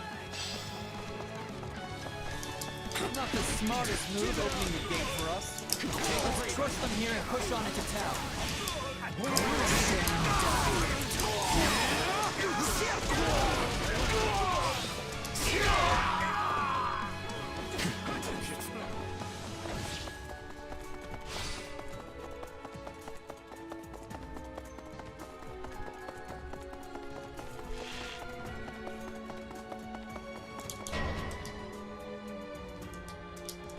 SVC Chaos is at least fun, Kusage. And the sprite work is really good. The new sprites they made are fucking amazing in that game. I must return to the castle.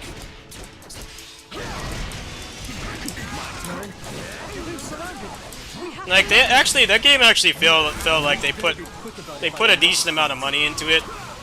Kind of like this game, where this game is better than the mainline Dynasty Warriors, Samurai Warriors games, because they're working with somebody else's property. That's kind of how that game was. It was kind of like these spin-off Musou games that are like way higher quality and stuff like Samurai Warriors 5. The Capcom sprites were crazy. It's crazy they never used those sprites again. Like more than half of that roster was new. I guess they still use the same old-ass Kyo and Iori sprite, but most of the sprites were new. Every Capcom sprite was new.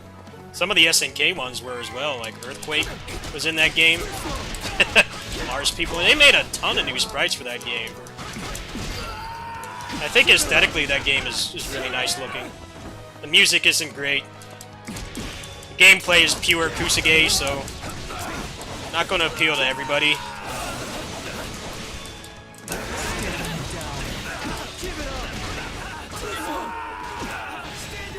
Yeah, they never used those sprites again. Not once.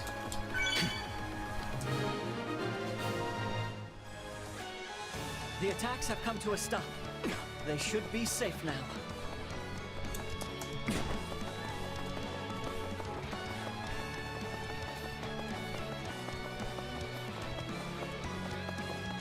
Back up. Thank you.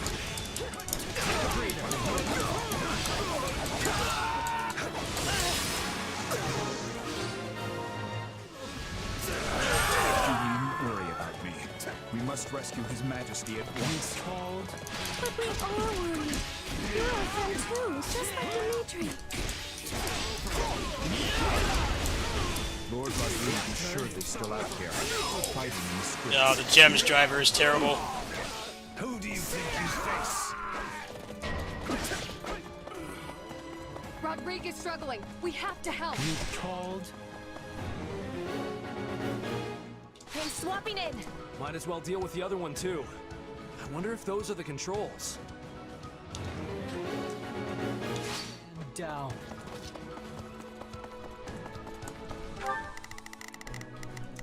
Begin.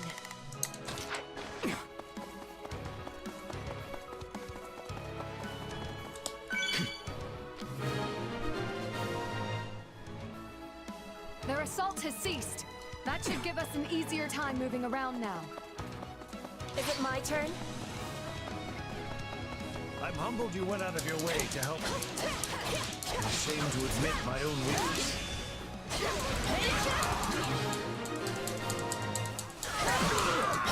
You should have hurried straight to His Majesty, Felix. But here you are. Thank you.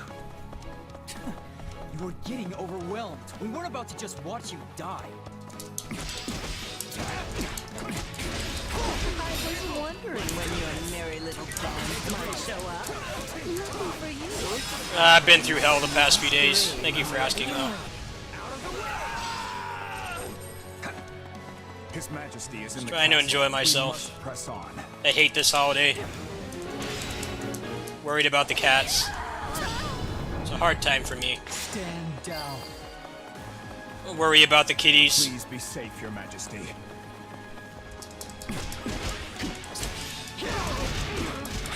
Plus, I feel like this country is garbage.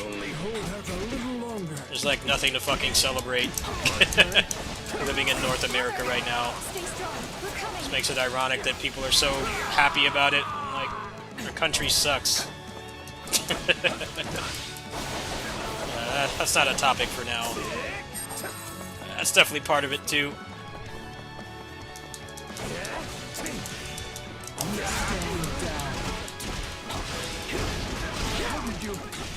You saved her.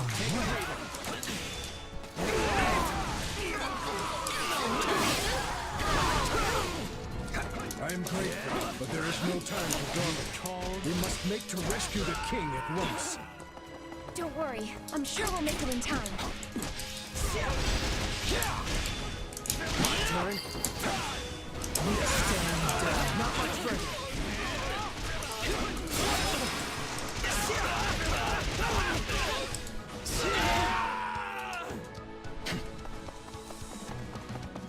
Redfar belongs in His Majesty's hands. We must reclaim it. Guard that lance with your lives! Don't let them have it!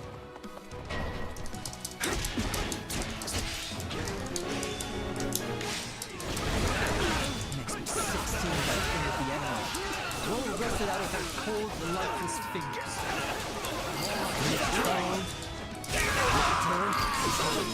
Bro.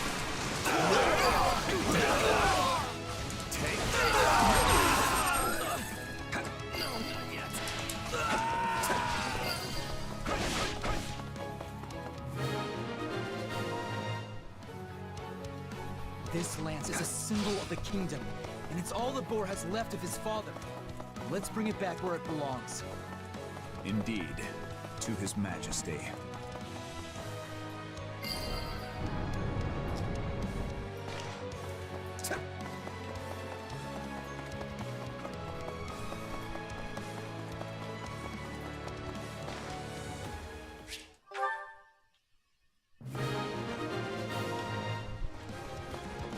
On me!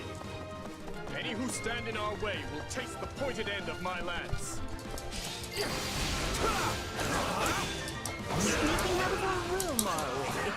You know what this means.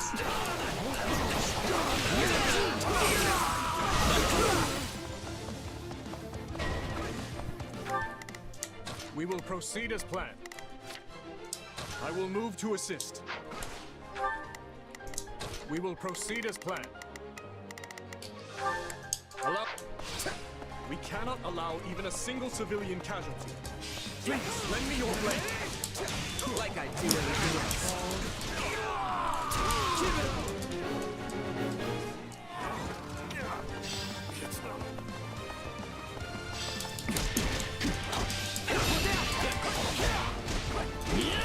All these ranged attacks are really cramping my style. We should find the controls and put an end to them once and for all.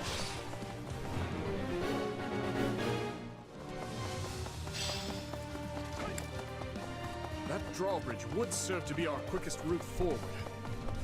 You gotta be fucking kidding me. Controls have been I tampered. don't want to go all the way around. No Just surprise spawn all there. the guys in the front I'd and I'll be kill more them. shocked if they'd left them intact. Yeah, get the fucking Still NPCs to do improving. it. Smaller maps are more fun, it's just less running around. Engineers, repair the controls and lower the drawbridge. Yeah, you fucking do Then it. do what you must to keep it I safe. don't want to. I'm counting on you. Breather. Fuck cutscenes. Good. I see you came prepared, Felix. No! Please spare me! What a pity.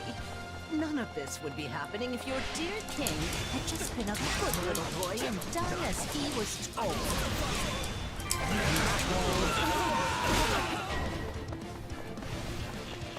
Someone help me! Please! I'm begging you! Stop! Please! Just let me go! There are more out there who need our help. Come on, let's go!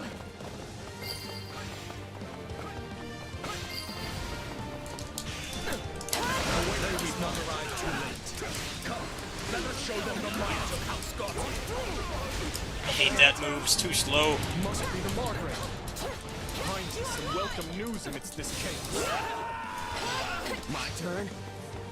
Stand down. Someone! Anyone help! Oh no, we have to save them.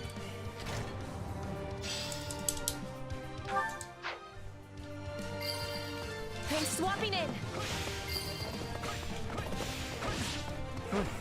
Think that did it.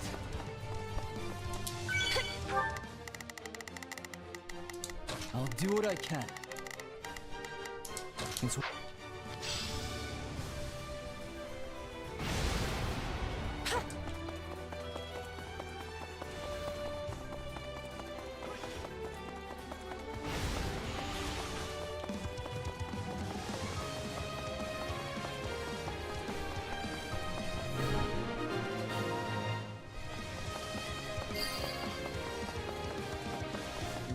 thanks. Could never have hoped to accomplish that alone. Oh, I've been waiting for this. Let's have a little fun, shall we? I've awaited this moment.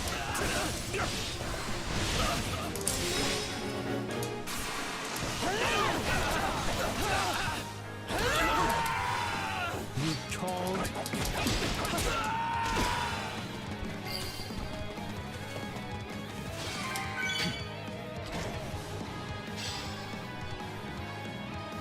We did it! Is it my turn? Not much further now. I'll do what I can.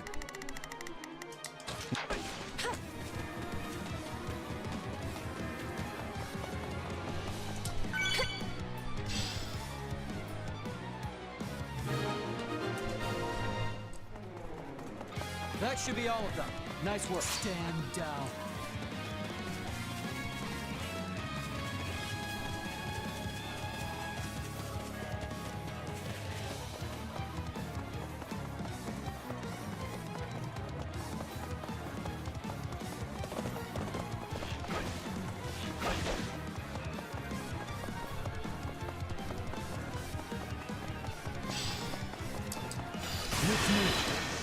Are you ready? Keep the pressure! Too easy!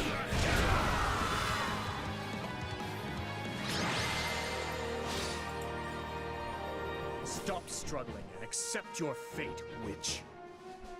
My, how simply terrifying.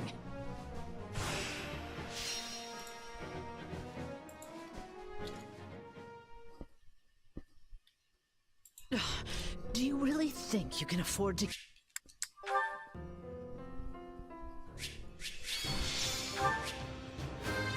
This... I will...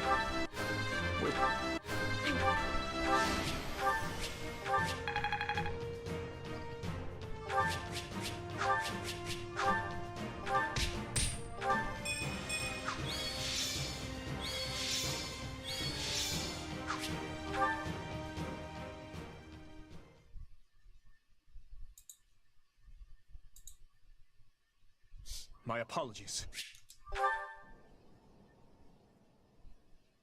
Lady Cornelia.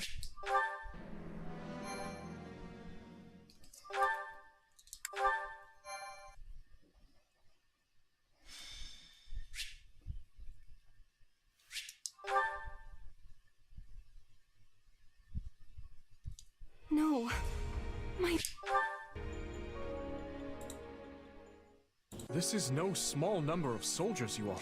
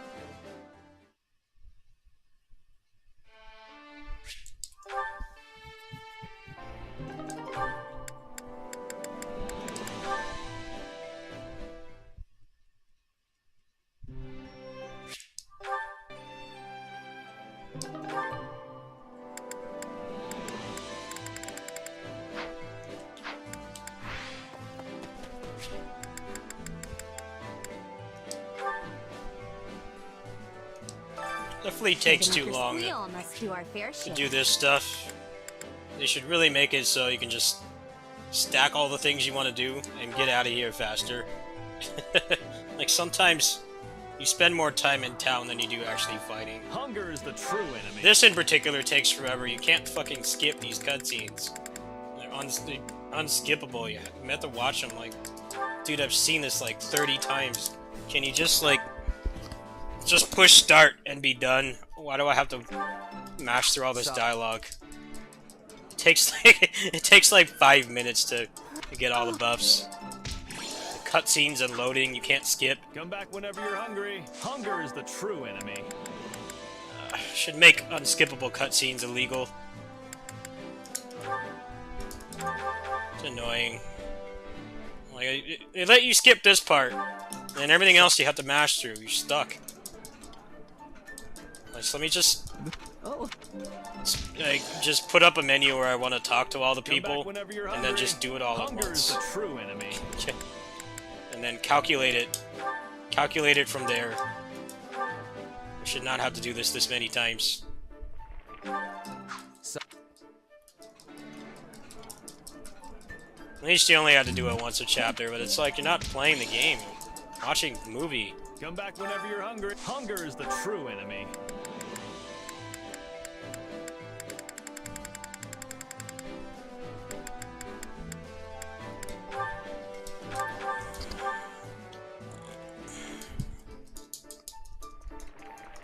Should be able to skip every cutscene in every game. Never make me watch anything, especially if I've fucking seen it before. Then you... Come on. Come back whenever you're hungry. I don't have unlimited time. No one does. Even the most degenerate gamers don't have infinite time. Infinite time doesn't exist. Like, let me get to the gameplay faster. A lot of cutscenes you can't skip, and you have to do them every, like, hour you play the game. There's nothing interesting happening here. Come back whenever you're hungry. Alright. Hunger is the true enemy. Come back whenever you're the hungry. cutscenes are the true enemy. Care to make yourself useful?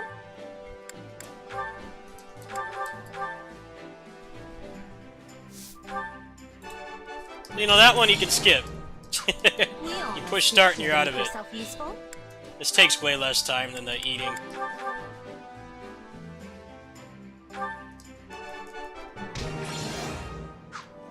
Oh, we all must do a care to make yourself useful.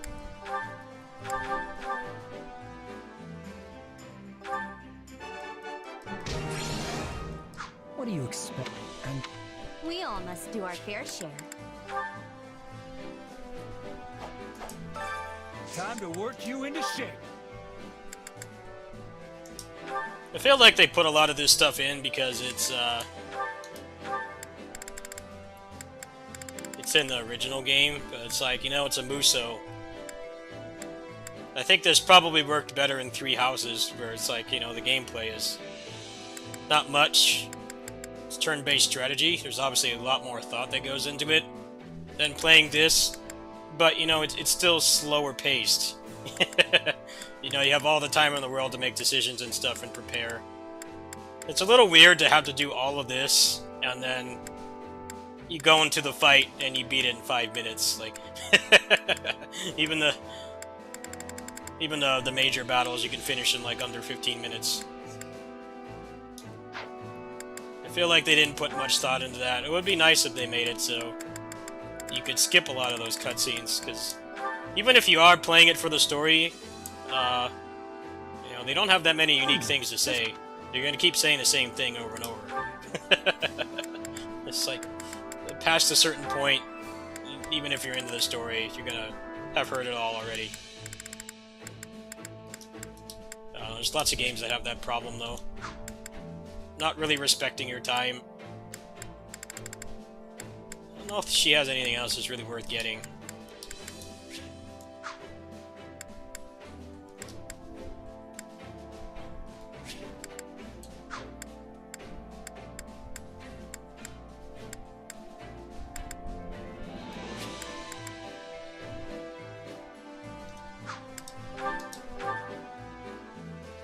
A new challenge.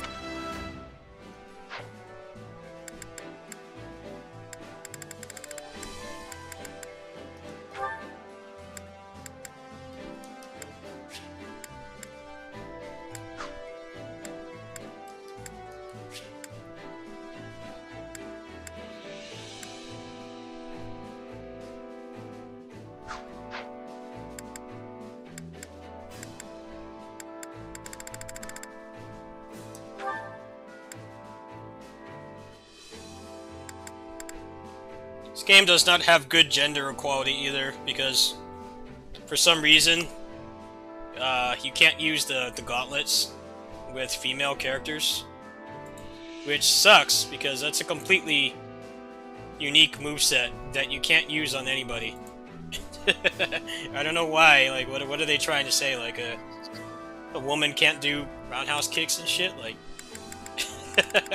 it took me a while to notice that. You notice? Female character, one of the main characters. No martial arts moveset in sight. And if I go to this guy, it's just there. I don't know why they thought that that was okay.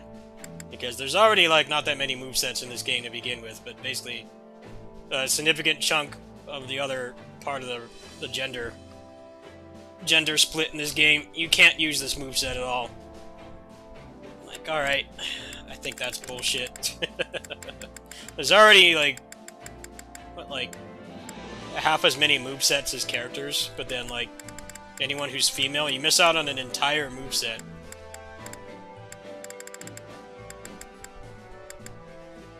I think there's one moveset you can't use as males, but there's other mounted movesets, so it's like not as bad. But nope, you can't use that moveset on female characters at all. Yeah, every female character cannot use the martial arts moveset. None of them can. I think the farthest you can go... Actually, I'm curious. That's a good question. Yeah, so you can use it, but you can only use it on this one. Because this is one of the branch classes. Like the beginning class when you start the game. So this one can use fists. But the problem with that is you need the rank from leveling up the classes. That gives you both attack speed and lets you equip higher ranked weapons.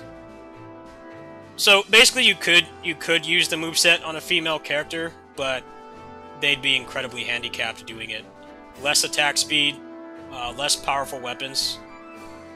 Basically, none of the abilities that you get either. You couldn't learn any of the abilities from it either. I guess if you teamed up with someone who did have it, then you could teach it to them that way, but I don't think anybody's gonna go through that much effort.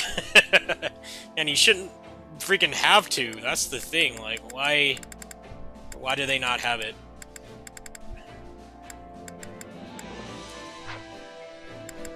Very odd decision. This game has a pretty good gender split. It's not, like, if this was like Basara is a sausage fest, right?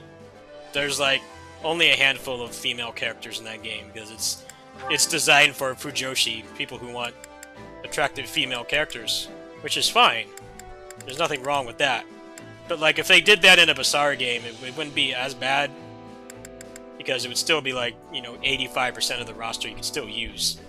No, like half the cast can't use it. I don't know what they were thinking. You already don't have that many movesets to choose from, but if you really like that moveset, it's actually one of the best movesets in the game from my experience, then you're not going to be using the female characters that much, and that sucks.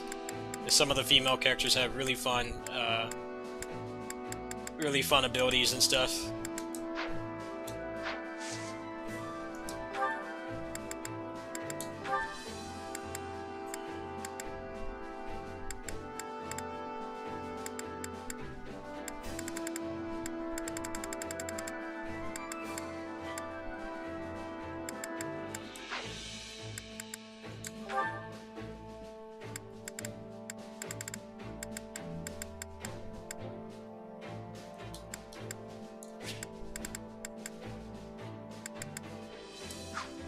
I feel like they probably did it to make the characters more unique, but this game still has clone-itis. It still does. Less than stuff like Samurai Warriors 5, which was like the worst game with clones. There's less than that, but there aren't enough differences. They tried to make the They tried to make the unique abilities be like the main factor, and you can make a lot of really unique, fun builds with those. It's just you have to think outside of the box, and then the other problem is the grind to do it. By the time that you do that with every fun ability in the game, you'll have played the game like 10 times at least. Honestly, after I finish this playthrough, I'm probably going to take a break from this game and wait for it to be playable on emulator. The frame rate will definitely help a lot. Being able to cheat some of the items in will help too. I feel like they really tried to make the clone situation better, and they did for the most part. But it's pretty stupid how if you want one ability on another character, you have to beat the game entirely. You have to go all the way to the end of the game.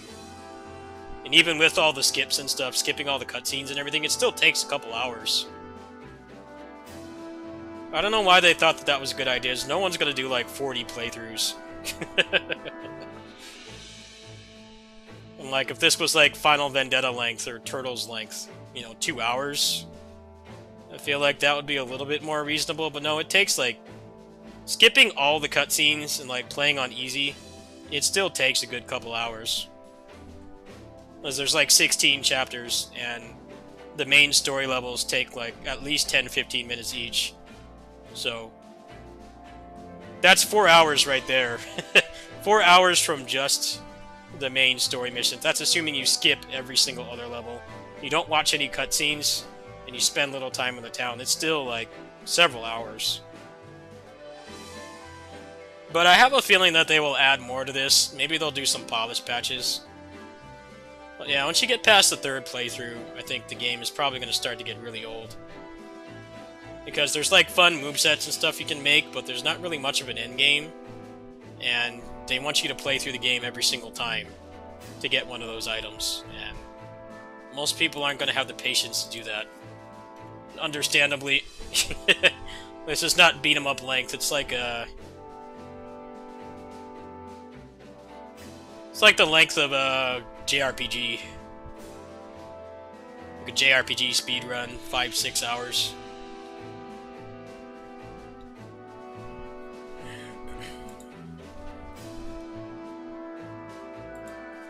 Hey, thank you. Yeah, I think I'm gonna take a break from this, actually. Let's go ahead and save. I'm gonna play more of this later. You'll be unstoppable. Word on the street is this is gonna be playable on emulator within this week, so I'd rather not get burnt out before that happens.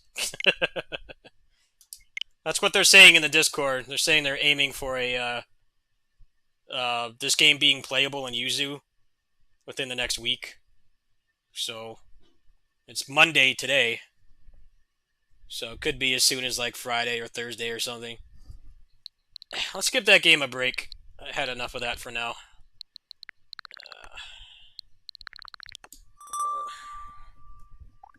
I think I'll switch back to PC. Yeah, thanks for the 10K wishes.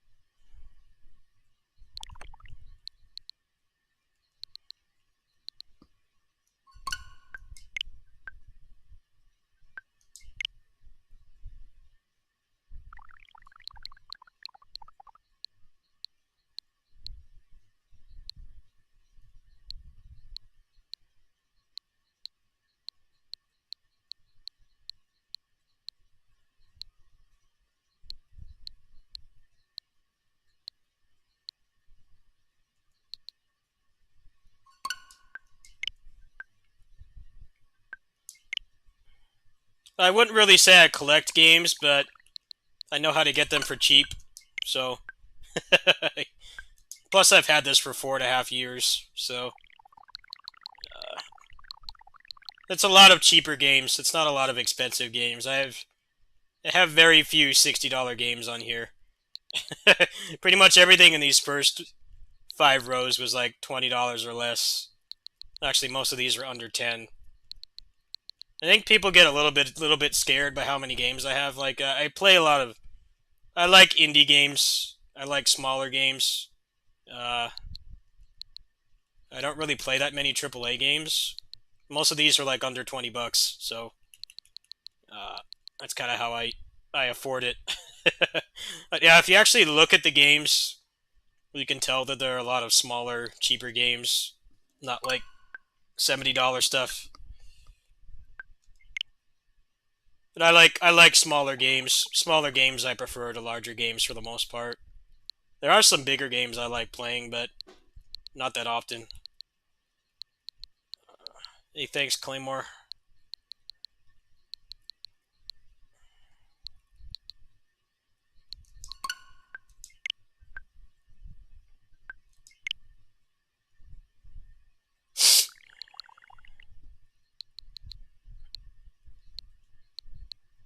Almost all these games are like 20 bucks too, or less. 10, 20. Except for this. This was full price. Most of these games here too. Budget price.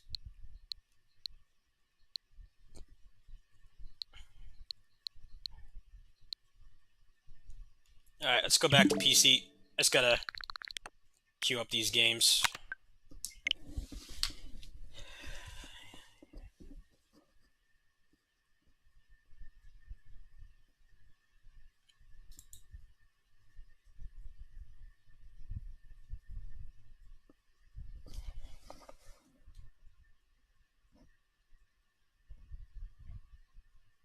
The light side, yeah, they can use the dagger moveset. It's just... It's not really fun when a game has a lot of clones, and they, like, arbitrarily don't let you use them. Especially for something stupid like gender. Like... I mean, they're not like hitting people with your dick or something. There's no reason to... There's no, like, dick weapon, so... What reason is there that females can't use it? I don't get it. I don't know what they're trying to imply there. It's like, yeah, if the males were flapping their dicks around to beat up people, then I could see that being a justification for it. But there's nothing like that in the game. Like, why can't the female characters... Why are they completely unable to use one moveset in a game that has, like, 20... There's like 50 characters and 20 movesets. Kind of dumb. What's weird is that you can use it on the base fighter class, but then you can't equip any weapons and you don't get any R1 moves either, so there's no point in doing that. You're just handicapping yourself.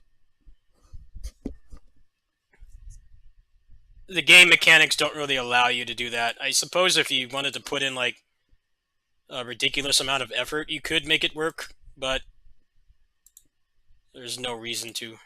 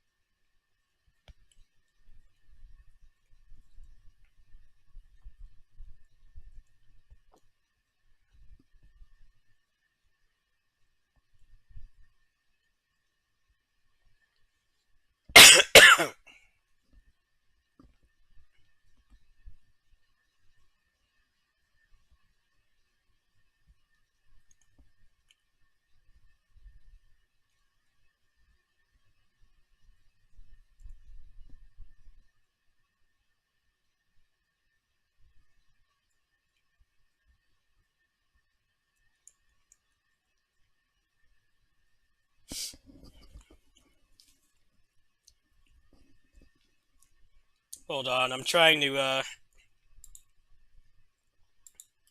bum some cash for a friend for dinner because I don't have most of my money on my card right now. I have barely any. I'm trying to see if somebody will bum me 20 bucks so I can get some dinner. I didn't realize how late it was. It's already 7:30, so how freaking crazy the people are around here. I'm not really trusting. I trust myself. I don't trust the community. They're going to be doing stupid shit like lighting off fireworks in front of cars and stuff, so I have cash. I have cash. I could go walk and get something, but I'd like to stay put on this holiday because people don't know how to control themselves. The drinking and the fireworks starts to get risky. There's actually some theft that happened on my street like last night, so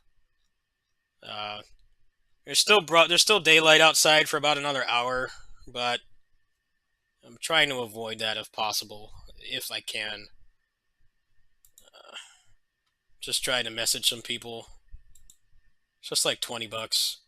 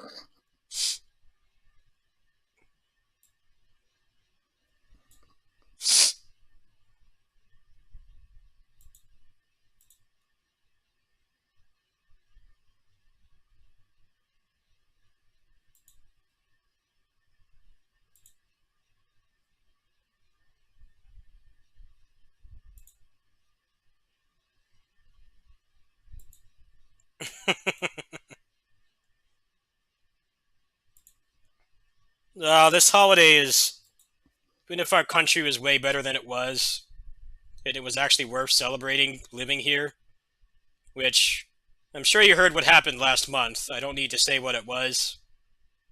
Now is not really the time for celebrating living in this country.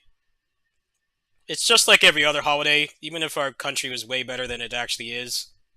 It's just an excuse to get drunk. That's all it is. A Super Bowl, like, I'll tell you a secret. Most people don't care about the World Series or the Super Bowl. You know what they care about? They care about going to a big house with lots of alcohol and free food. There's free pizza, there's free wings, there's booze everywhere. And you can get somebody else to drive you home. It's like, I mean, of course there are normies that are like actually interested in the sports, but I mean, that's the real reason. That's the reason behind most holidays is it's an excuse to get drunk and do stupid stuff. Ironically, your birthday is more actually worth celebrating because people get you things and they do things for you that you know you like. Whereas you go to like a Super Bowl party and you don't drink, well, it's like you might as well just stay at home because you can order a pizza, you can watch the Super Bowl, and you don't have to deal with drunk people. Like, you don't have to deal with drunk people doing stupid stuff. I think people always say that about the 4th of July, and I'm like, dude, every holiday is like that. Almost all of them. And if you're a pedestrian during those holidays, especially at night, it's not a good idea to be walking around. Get in by like 5 and stay at home. Don't go out for anything unless it's urgent.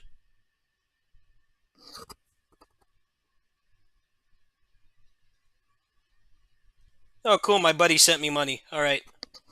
Cool, cool. Let's order that. Yeah, it's a really awkward time to be celebrating that stuff. Very awkward. Like, I don't know about that this year.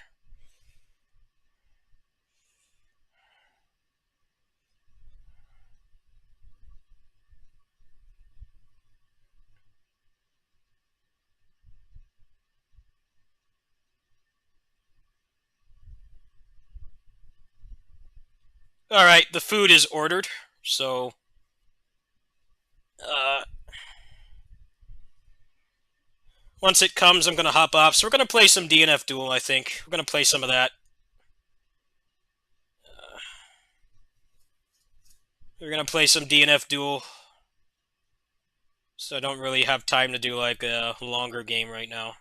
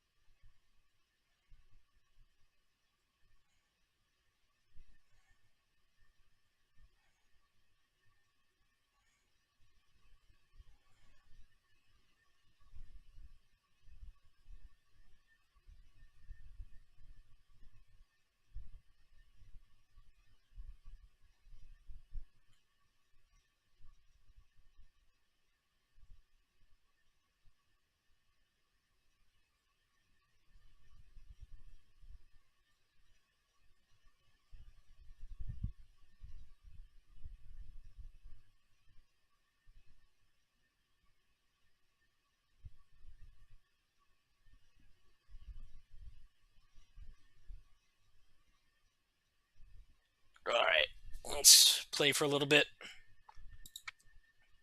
One moment. I'll probably come back after I finish eating.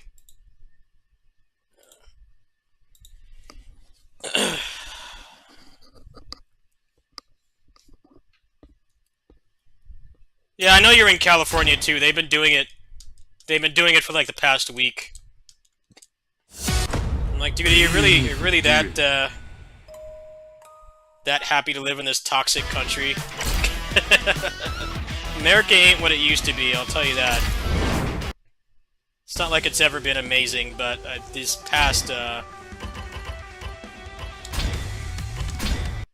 few years, it's been a joke. Like, yeah, I don't know if there's anything to be partying about right now. Party for the loss of our rights and mental health, I guess. I don't know. The only sense I can make of it.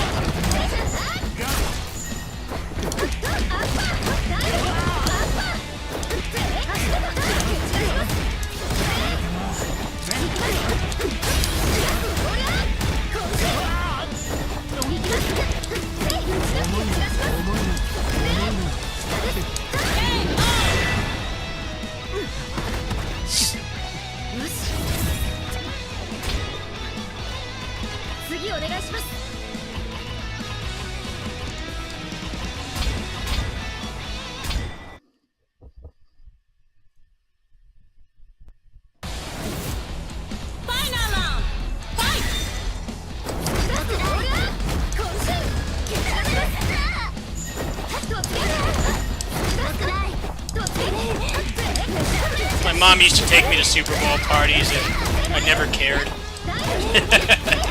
I would just sit there and eat the snacks, and like, are these big guys gonna stop throwing the football around? Like, I just couldn't care.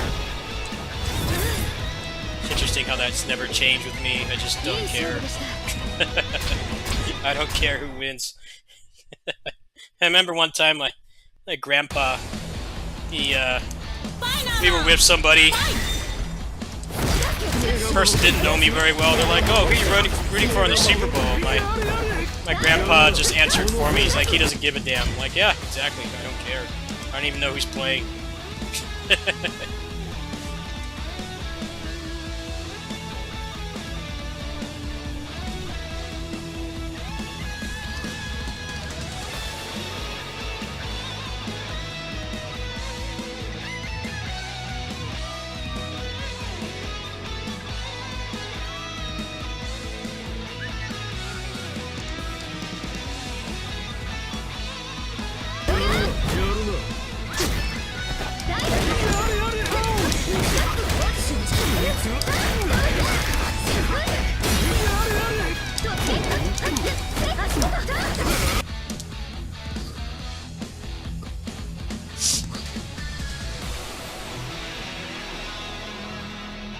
Yeah, I think I'm gonna give up on ranked on this game for now. I'm tired of this happening.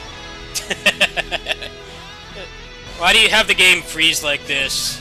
You're nice enough to give the option to play, like, every single player mode while you wait for a match. But this keeps happening and you can't play, like... Yeah, I think I'm done with ranked on this until they fix this. I did mention putting out a patch for this soon. I really hope that's one of the things they're gonna fix. And, like, it completely defeats the purpose of giving me, free reign to play any single player mode I want. If it's gonna keep freezing like that. Like, I might as well just sit paused. Yeah, it does that constantly. Ranked in this game is kind of a joke. Does it do that on console? Any of you guys have this on PlayStation? I'm curious. Is that like a PC exclusive thing? 'Cause it happens constantly on here. I'm on the PC version right now. I don't know if that's just PC port jank or what. Oh, yeah, they need to fix that pronto. It makes ranked a real drag.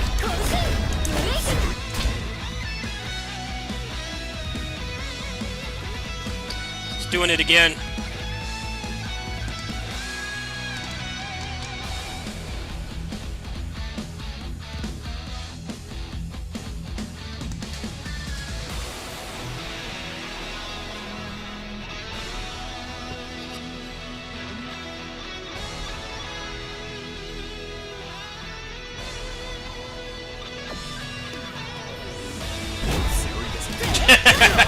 Can't play for like a full minute.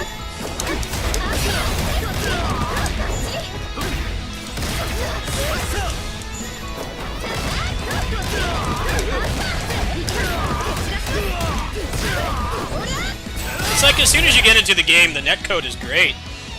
I've only had one bad match, but this just happens constantly. It really just kills it.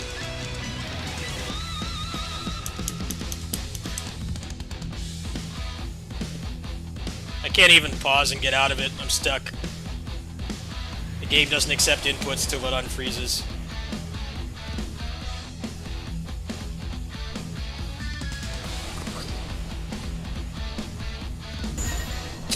Match has been cancelled. Yeah, we're not gonna bother with ranked anymore. I think it ain't worth it right now until they fix that. I'm sick of that.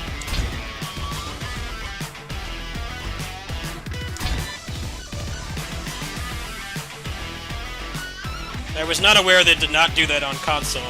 I just kind of assumed that it did, but I guess not, according to you guys. That's what I've been dealing with for the past week.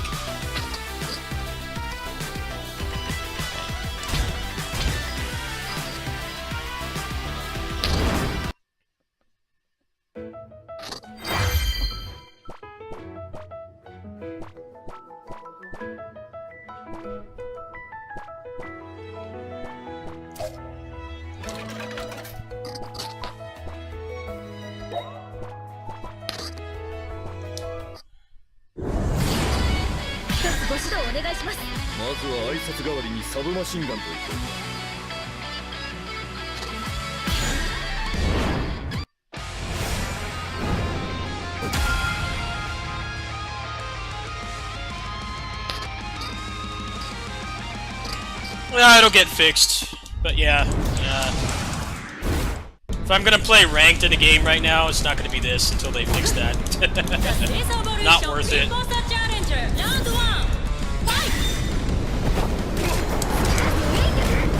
I'd rather just go back to grid.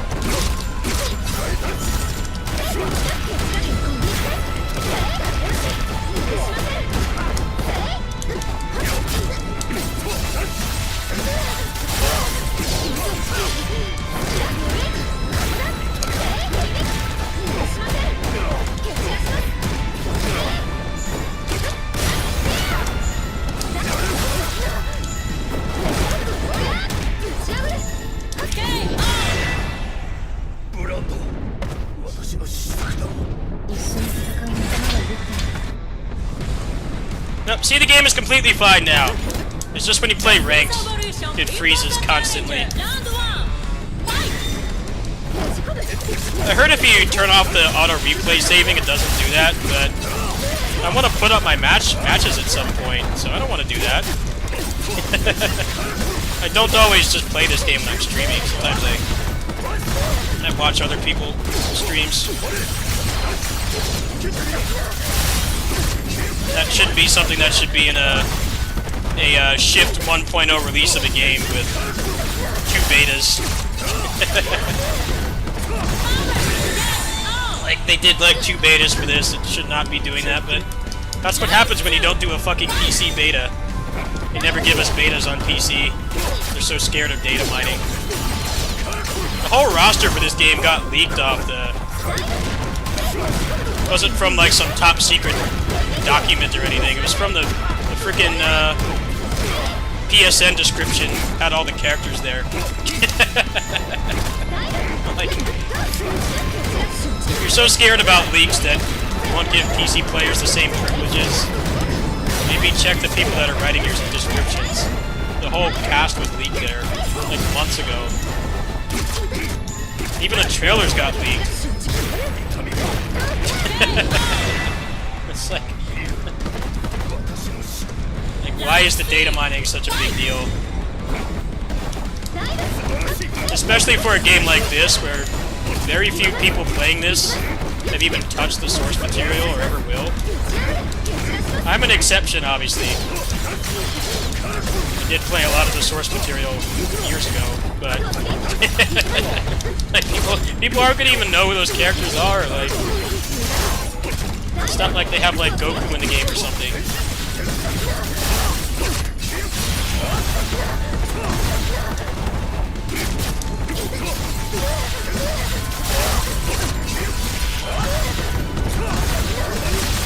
Oh, sick.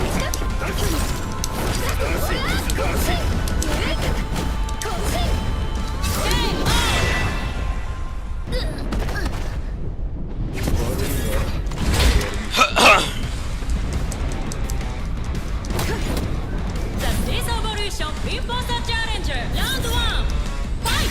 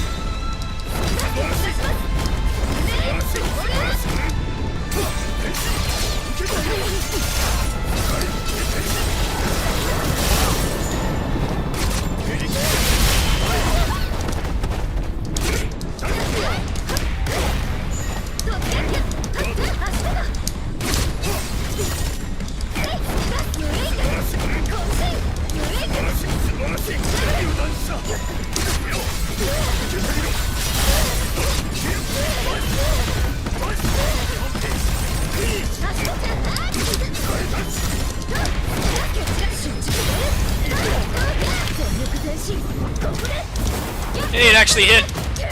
The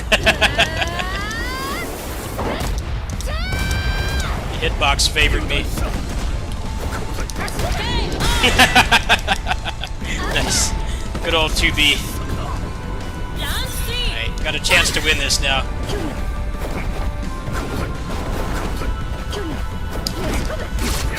Nice dodge.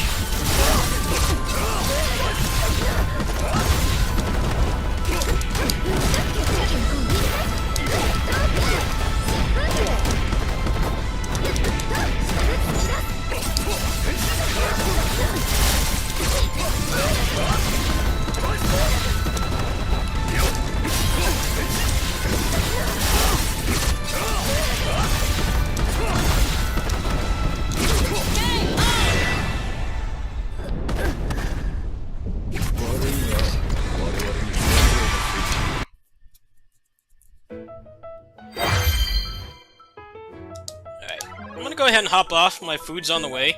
I don't want to be stuck in a match and have to bail on these people.